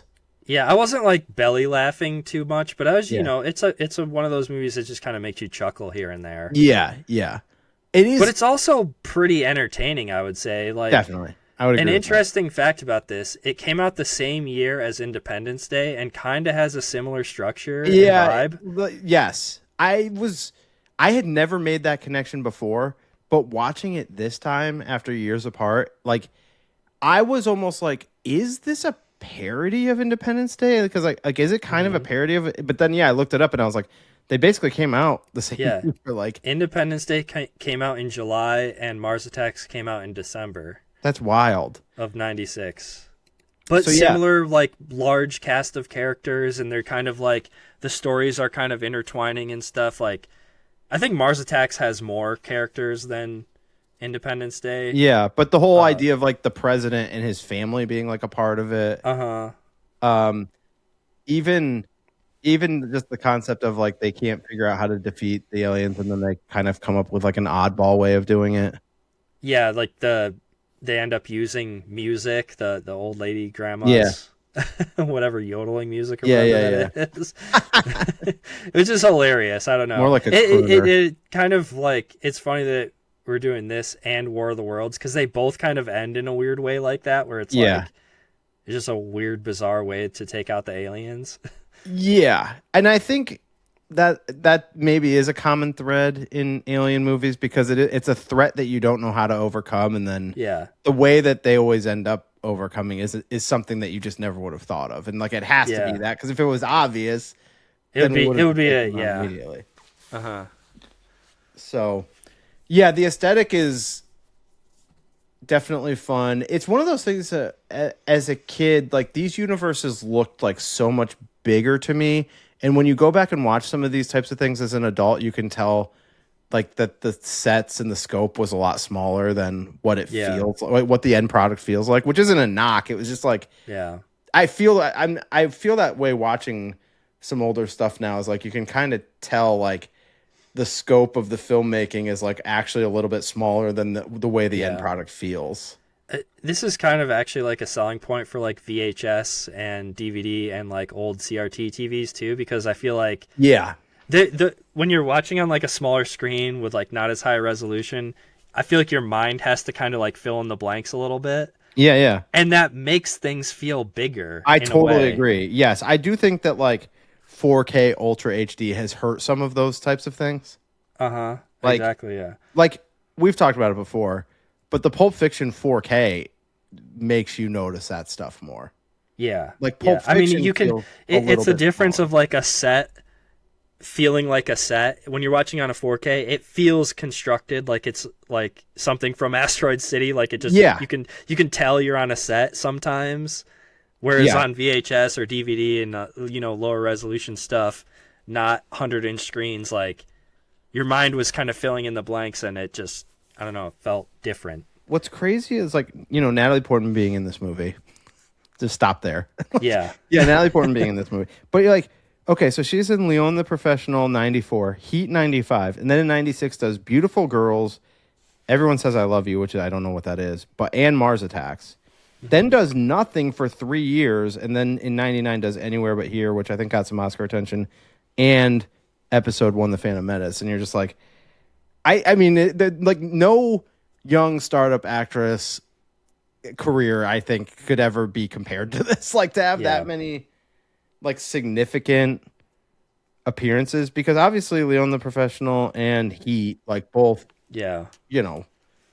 huge movies of the 90s. Beautiful Girls is sort of a forgotten, but it was I believe was enjoyed movie at the time, directed by Ted Demme. And then Mars Attacks was a big movie. I mean, I don't know. It seems like she just had a crazy career, like right out of the gate. Yeah. But yeah, she's one of many big actors and actresses in this, though. Like we said, the cast is insane. Well, one anecdote of why Mars Attacks was actually on my mind like fairly recently, back in the fall, I think. Yeah, it was back in the fall. My cousins were here visiting, and my one cousin's fiance, and we went to a football game, and then we had been talking, and we all decided that we would go back to my house and have a cartwheel competition in the backyard to see who could do the best cartwheel. And this is not something that I don't know if I ever attempted in my life. I'm sure I did maybe as a kid, but like, my cartwheel was not great. My feet did get up in the air, and I just sort of had like a crash landing, and I did sort of like a little bit of a 3-step run start thing, and it was hilarious, and everybody clapped, and we could have just been done with that. But Lindsay showed one of our nieces the video of me doing that, and she thought it was so hilarious that she decided to do she wanted to be filmed doing a cartwheel making fun of mine. And her impression of me sounded like one of the aliens from Mars Attacks. She'd be like, yeah, and then she like did the cartwheel like crash, and I was like, I don't sound like that. I was like, she sounds like one of the aliens from Mars Attacks because she was like, they do just say "ack" over and over, which is kind of funny. Yeah. I do like how they do this the thing that like every once in a while you'll get subtitles for what they're actually saying. Yeah. Too. And which is it'll be also like, a bit that they use in Critters. Yeah, one of my favorite bit in Critters, which we'll get to. I'll save it for then. But that there is some crossover with the, you know, I mentioned Gremlins a couple times. Like there's a little Gremlins-y type thing going on with that too. Yeah. Well, I don't really have much more to say about Mars Attacks, so it's probably a good time to segue into Critters. How do you feel about Mars Attacks now? You're still big time on it? I still really enjoyed it. Yeah. I think I gave it like 4 stars, maybe 4.5. I don't remember, but I really like it. I think it's super fun. Yeah, stupid humor. It's like it's definitely like fun from a universe building like category, and then just how many people are in it is absolutely insane. Yeah. And there's definitely it's impressive how many storylines are like weaved in and out. There's like multiple love stories. There's like the Pierce Brosnan scientist with Sarah Jessica Parker. Yeah, who like also the scientist and TV lady. Yeah, which like is her second love story of the movie because she was also with Michael J. Fox. Yeah, and then you have, you know, Jack Nicholson playing 2 different characters. Yeah, like, and both of their kind of like love stories. I mean, the love story isn't really like a big part of it, but I don't know. I like this movie a lot. A young Lucas Haas in it, and then I do like the woman who plays his grandma as well. Yeah, she's good in it. Okay. Oh, and you didn't even, do you even say Jack Black? I did mention that he is. You did mention him, yeah. With a crew cut, him playing like a macho military, which is like probably the weirdest casting of his career. I know. I was thinking when I saw him, I was like, wow, he kind of looks skinny in this. That is compared true. to how he normally looks. Yeah. Was this like one of his earliest roles? I don't know. Probably, yeah. I mean, this is like pre-Orange County. Yeah. I don't know. I'm not going to look it up. Yeah, please. Yeah, it was definitely an early Jack Black role. Okay, so you want to pivot to to Critters, right? Yeah, I kind of just wanted to pivot because you mentioned Gremlins, and it's kind of funny. Like, you would think because this movie came out 2 years after Gremlins, so Gremlins came out in 1984. Yeah. Critters came out in 1986, so 2 years later. I don't know if you were thinking this, but I was definitely thinking this the first time I saw this. I was like, this feels very Gremlins-y. Definitely. Like, not even just because it's like small creatures, you know, being little jerks and stuff. Like the structure of it kind of feels similar, you know. It's like a family being like sieged by these creatures and stuff. No, I would agree with that. I was feeling that.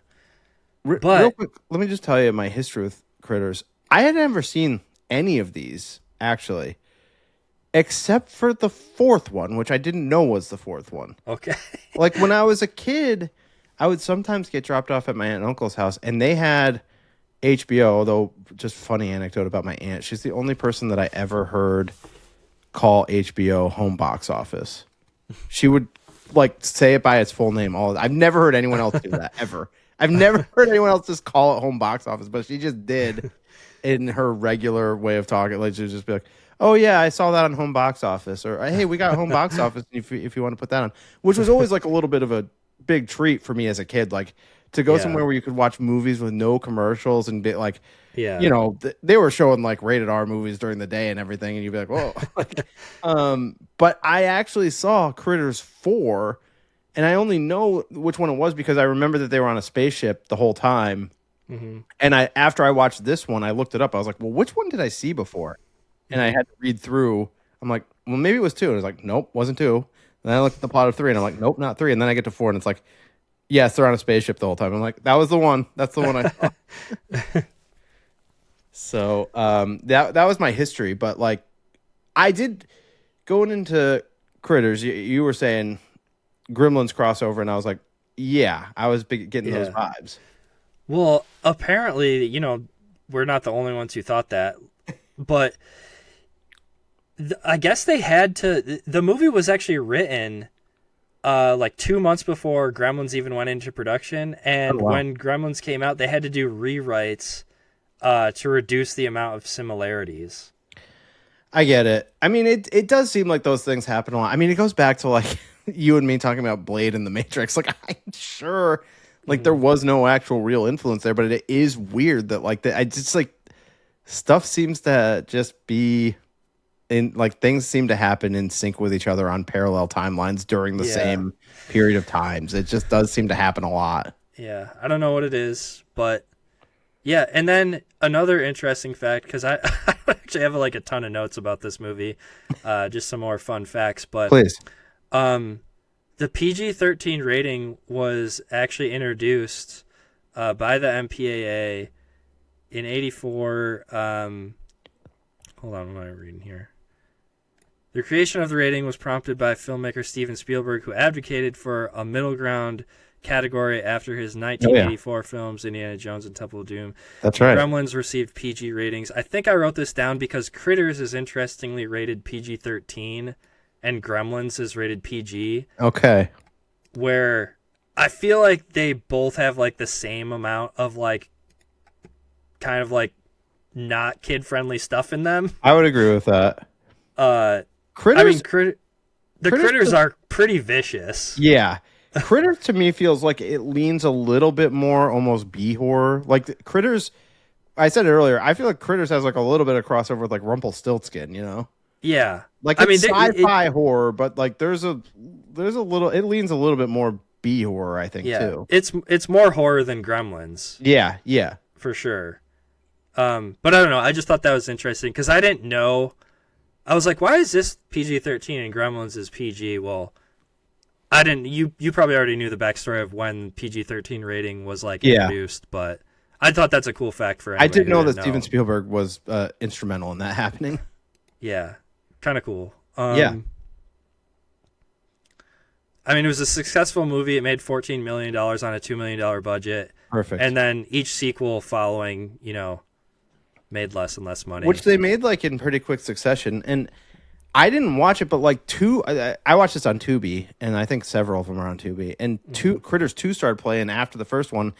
And I kind of started watching like the first 10 minutes of it and was getting sucked in. I felt like it looked a little bit better. Like 2 is good. I like 2. I have actually not watched 3 and 4. I know 3 like takes place in an apartment building or something, I think, and Leonardo DiCaprio is in it, I guess. Yeah, I did look that up and see that. That's wild.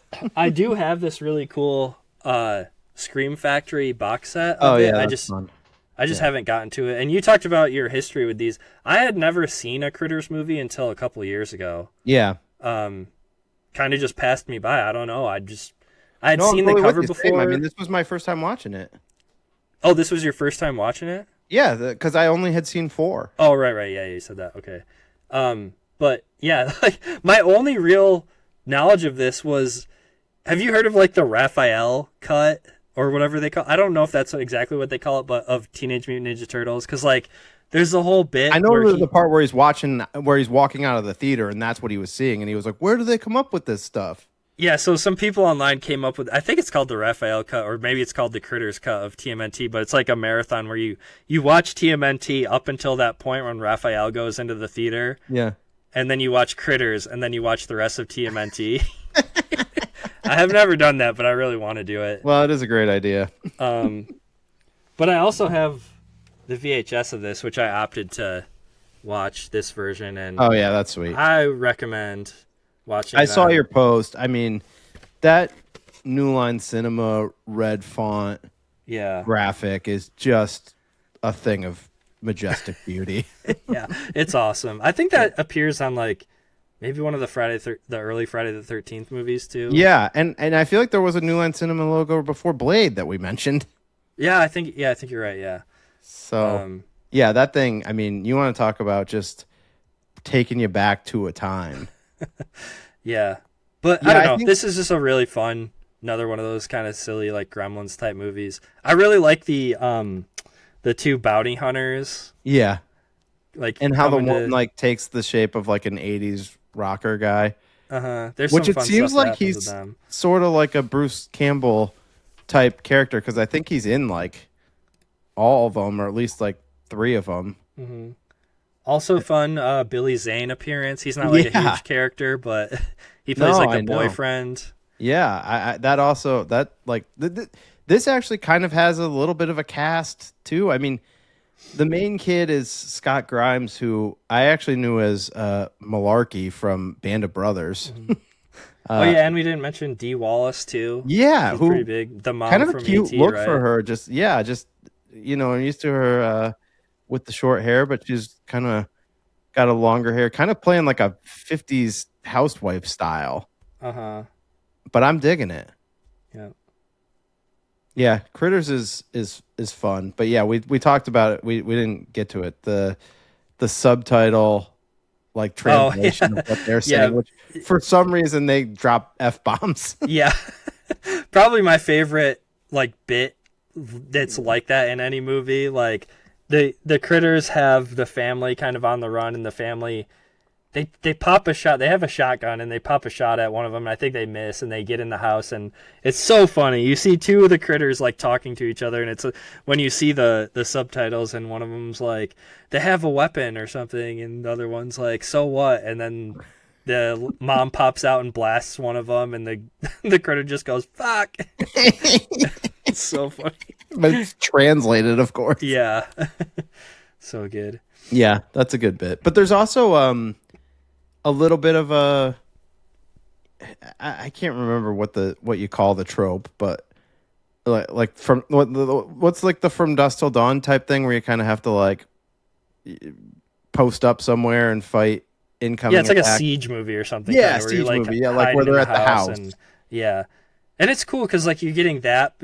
I feel like this movie would be boring if it was just that though. But since you get to see the perspective of the bounty hunters too, it lets you go back and forth, and it's not as as boring as it maybe would be with just the family hiding in the house. Yeah, and then who's the other character actor that plays the Emmett Walsh? Plays the cop. That guy was like a true character actor who, I mean, he was in like Blade Runner and what's the Coen Brothers movie, Blood Simple. That he's from a forgotten time of character actors. Like there just wouldn't be a guy like that would be that looks like that would be in so many movies now, I feel like. But just always a pleasant appearance from him in any movie. Anything else on Critters? Yeah, no, I didn't take a ton of notes. I probably should have taken more notes, but no, I mean, I think it's we don't have to go so deep on all of these. Those bounty hunter dudes have kind of like a crazy look before they take their human forms. Yeah, they're kind of like faceless blobs. Yeah. So yeah, there's fun stuff with those guys. Like one of them transforms into a rock star, and the other one there's something with like they have to like sync up somehow with whoever they're going to turn into. Yeah. Or the one guy like can't decide who he wants to turn into, so he's kind of going around faceless for a while. I like how they keep being like, "Where's the Kreitz?" Or "We're here for the Kreitz," or whatever. Yeah.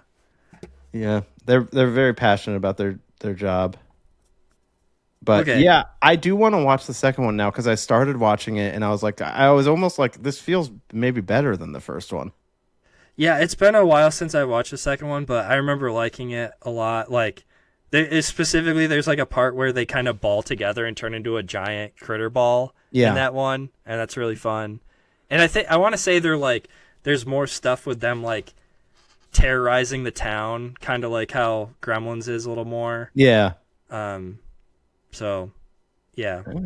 Critters. I mean, I feel like this is a franchise that's due for a comeback. Yeah. I'm definitely going to watch the third one at least, too, at some point. So your third and final pick for this extraterrestrial episode. Yeah, my final pick was War of the Worlds, which Criterion put out quite a while ago. But I remember watching this one at my grandma's house. I feel like you had seen it before. Yeah, I had seen it before. It had been quite a while since I'd watched it, but I bought this in like one of the sales, and it was like it would have been one of those in the shrink wrap still if we didn't do this episode at some point. but yeah, it's, you know, a 50s sci-fi. I almost think this is like a horror movie in some ways. Yeah.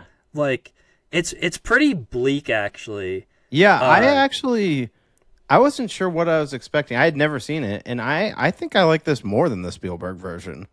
Yeah, I mean, I like the Spielberg one a lot too, but I think they both actually have some pretty hopeless, like bleak feeling to them at certain points. I think this one starts strong. I think it gets out of the gate like really strong. Maybe it does kind of peter out in the second half if I was being critical at all. And I don't just mean like the resolution. I just feel like it doesn't carry that same energy with it from the first half. It felt like to me.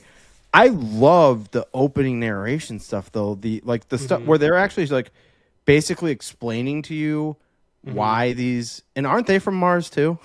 Yes, yeah. They're also from Mars, yeah.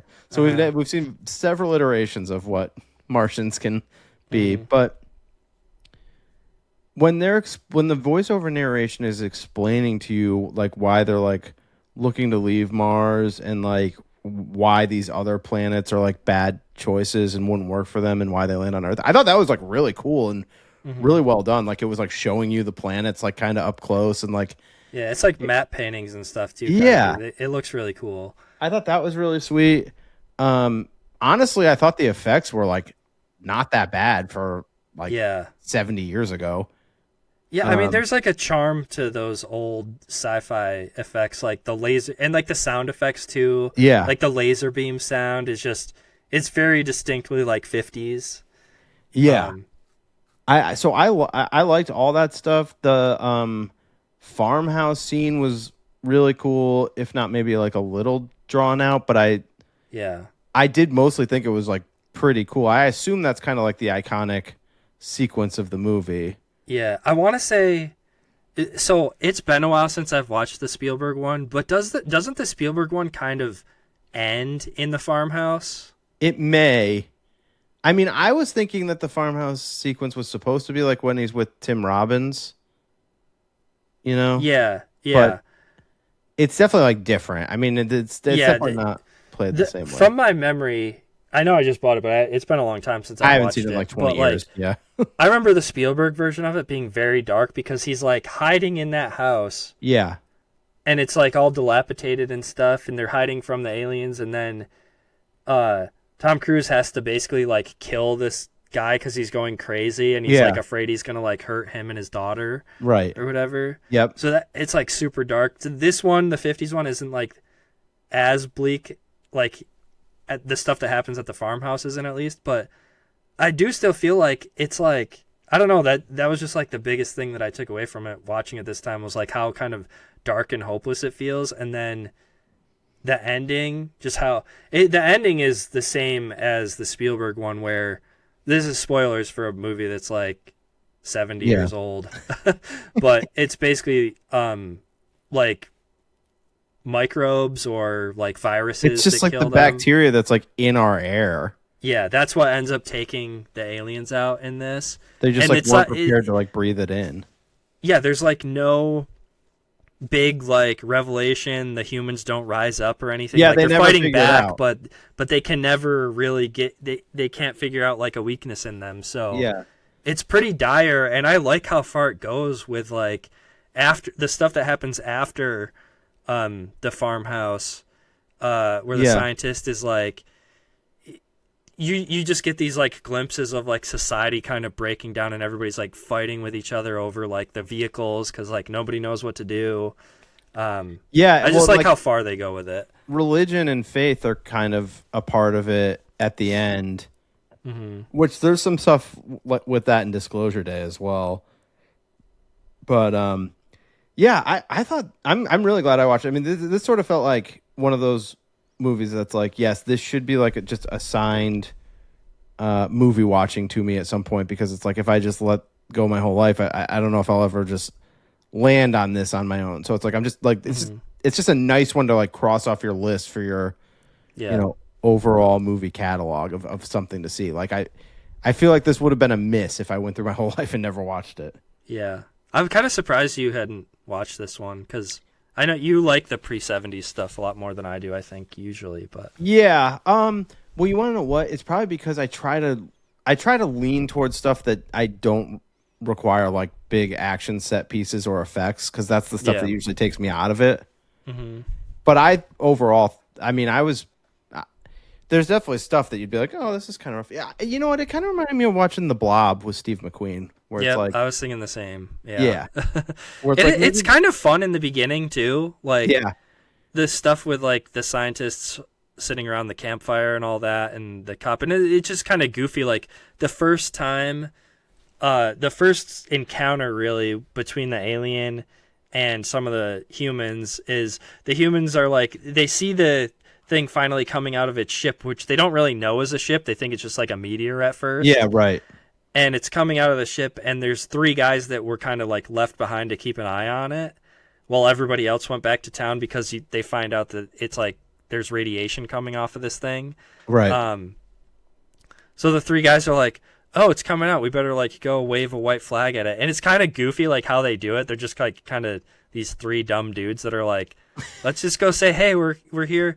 Like, come in peace. Like we mean you no harm or whatever. And like, then they just get blasted and like eviscerated. And it's like just immediately wiped out. It's kind of hilarious how that plays out. And I don't know if it was like meant to be funny, but I thought that was funny. Yeah, that was funny. Okay, I wrote down one question for you to bring it home for these movies. Out of the 6 movies we covered tonight, which of these cinematic universes would you most want to live in?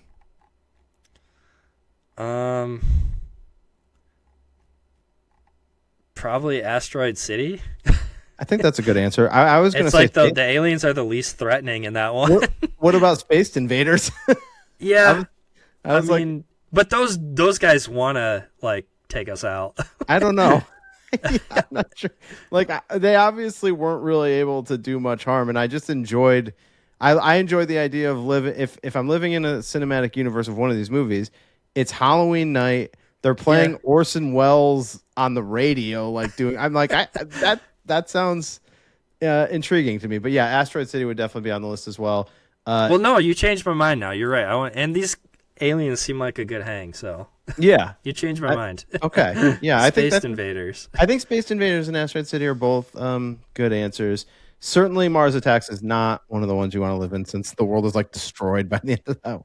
No, yeah. People are getting War of the World in that one too. Yeah, I mean they definitely they do a lot of global damage in War of the World. Yeah. Mars Attacks has a lot kind of in common with War of the Worlds in that way too. Yeah. Yeah, I mean, it does sort of feel like War of the Worlds is the quintessential sci-fi movie story. So like anything with, or maybe not sci-fi, but like alien invasion. Yeah. Okay, last question. Like, what is your actual real stance on alien life? I mean, I think based on like what I've heard like other scientists say of like how vast the universe is. Yeah. Like the possibilities are like if the universe is infinite, then like there's got to be other planets with life on them, whether they're like hostile or even, sentient like we are, who knows, but I mean I would just have to imagine there's at least life elsewhere. And it's funny, like all this stuff coming out with like the government releasing these, UAP or whatever, UFO sighting information stuff. It's like, well, if they were here, like they obviously don't want to like communicate with us, because like if they're here and have these spaceships that can, they're probably just studying us if they are here. That's my theory. Yeah. I'm like where like Mulder and Scully meet. I'm like, well, first of all, I kind of like to believe in the stuff more because it's fun and it makes like movies fun. Yeah. Like that's like my motivation to believe in it. But I am very skeptical of a lot of things too. Like, you can never rule out, in terms of like the people who have sightings and stuff, you can never rule out the inspiration that people have of just like, well, if I can get a certain amount of people to believe this and I can just go to like alien conventions and get paid to like sign autographs for the rest of my life, like I would rather do that than work. I mean, don't rule that out as like a motivation for like a lot of people, is all I'll say. I mean, I've seen like firsthand reports from like Navy pilots and stuff too, though, and like videos totally. and stuff. But I haven't seen anything in any of those videos that's like smoking gun, like, oh, 100%, that's a spaceship. I'm totally with you. Right. Like I do agree. Like with that stuff, it does feel like it's harder for me to argue that, you know, they would be motivated by something nefarious. The only thing I would say, if you were being completely skeptical on those things, like the weird sightings of like whatever, like little flashes of or ships or whatever, there's a part of me that's like, well, your mind can play tricks on you too. If you're being a skeptic, I mean, you know, like. And even some videos, I've seen videos where people are like, oh my God, that looks like a, you know, like a flying saucer or something. And then you find out, and like, if you look at it, you're like, at first glance, you're like, yeah, it totally does. But then you find out later that it was just like a weather balloon or something. And because the plane was flying at a certain speed or something, it looked like it was flying the opposite direction or something when, so it's like, I don't know. I haven't seen any evidence enough myself to be like, oh, 100% I believe they're here, you know? Right. But I think as we move closer and closer, like as time goes further and further and humans evolve and get kind of smarter and there's more discoveries, it does seem like, it seems pretty likely that like once you get outside our immediate solar system, there's probably something. You know, it just seems more likely than not that there would be. But, you know, hopefully if and when the day comes that there's some contact, that we're getting the aliens from Space Invaders. Or Asteroid City. Jeff Goldblum in a suit just picking up a piece of a meteor and then like bringing it back and being like, I don't want this. All right, Keith, anything else? No, I think that can do it for our special Space Invader Extraterrestrial episode. All right. Anything else from you, Matt? No, just good to be back, and we'll try to. We'll try to up the tempo a little bit, or try to up the amount of episodes we put out per month. It's been a little bit of a longer break, but it happens. Life happens. We had some things going on. I had some travel, so you were also bouncing around as well, which takes a toll. Every time I travel now, I'm like, when I get home, I'm like, I'm so tired. I went back and forth to New York 3 times in a matter of 3 weeks, so. Yeah, that's crazy. I went twice, but not in the same way. I went to New York City, and then the next weekend I was up in that region, our region. But like, well, I should say I went there and came back, and then I went there and came back again. Yeah. So twice. Yeah. It does take a lot out of you.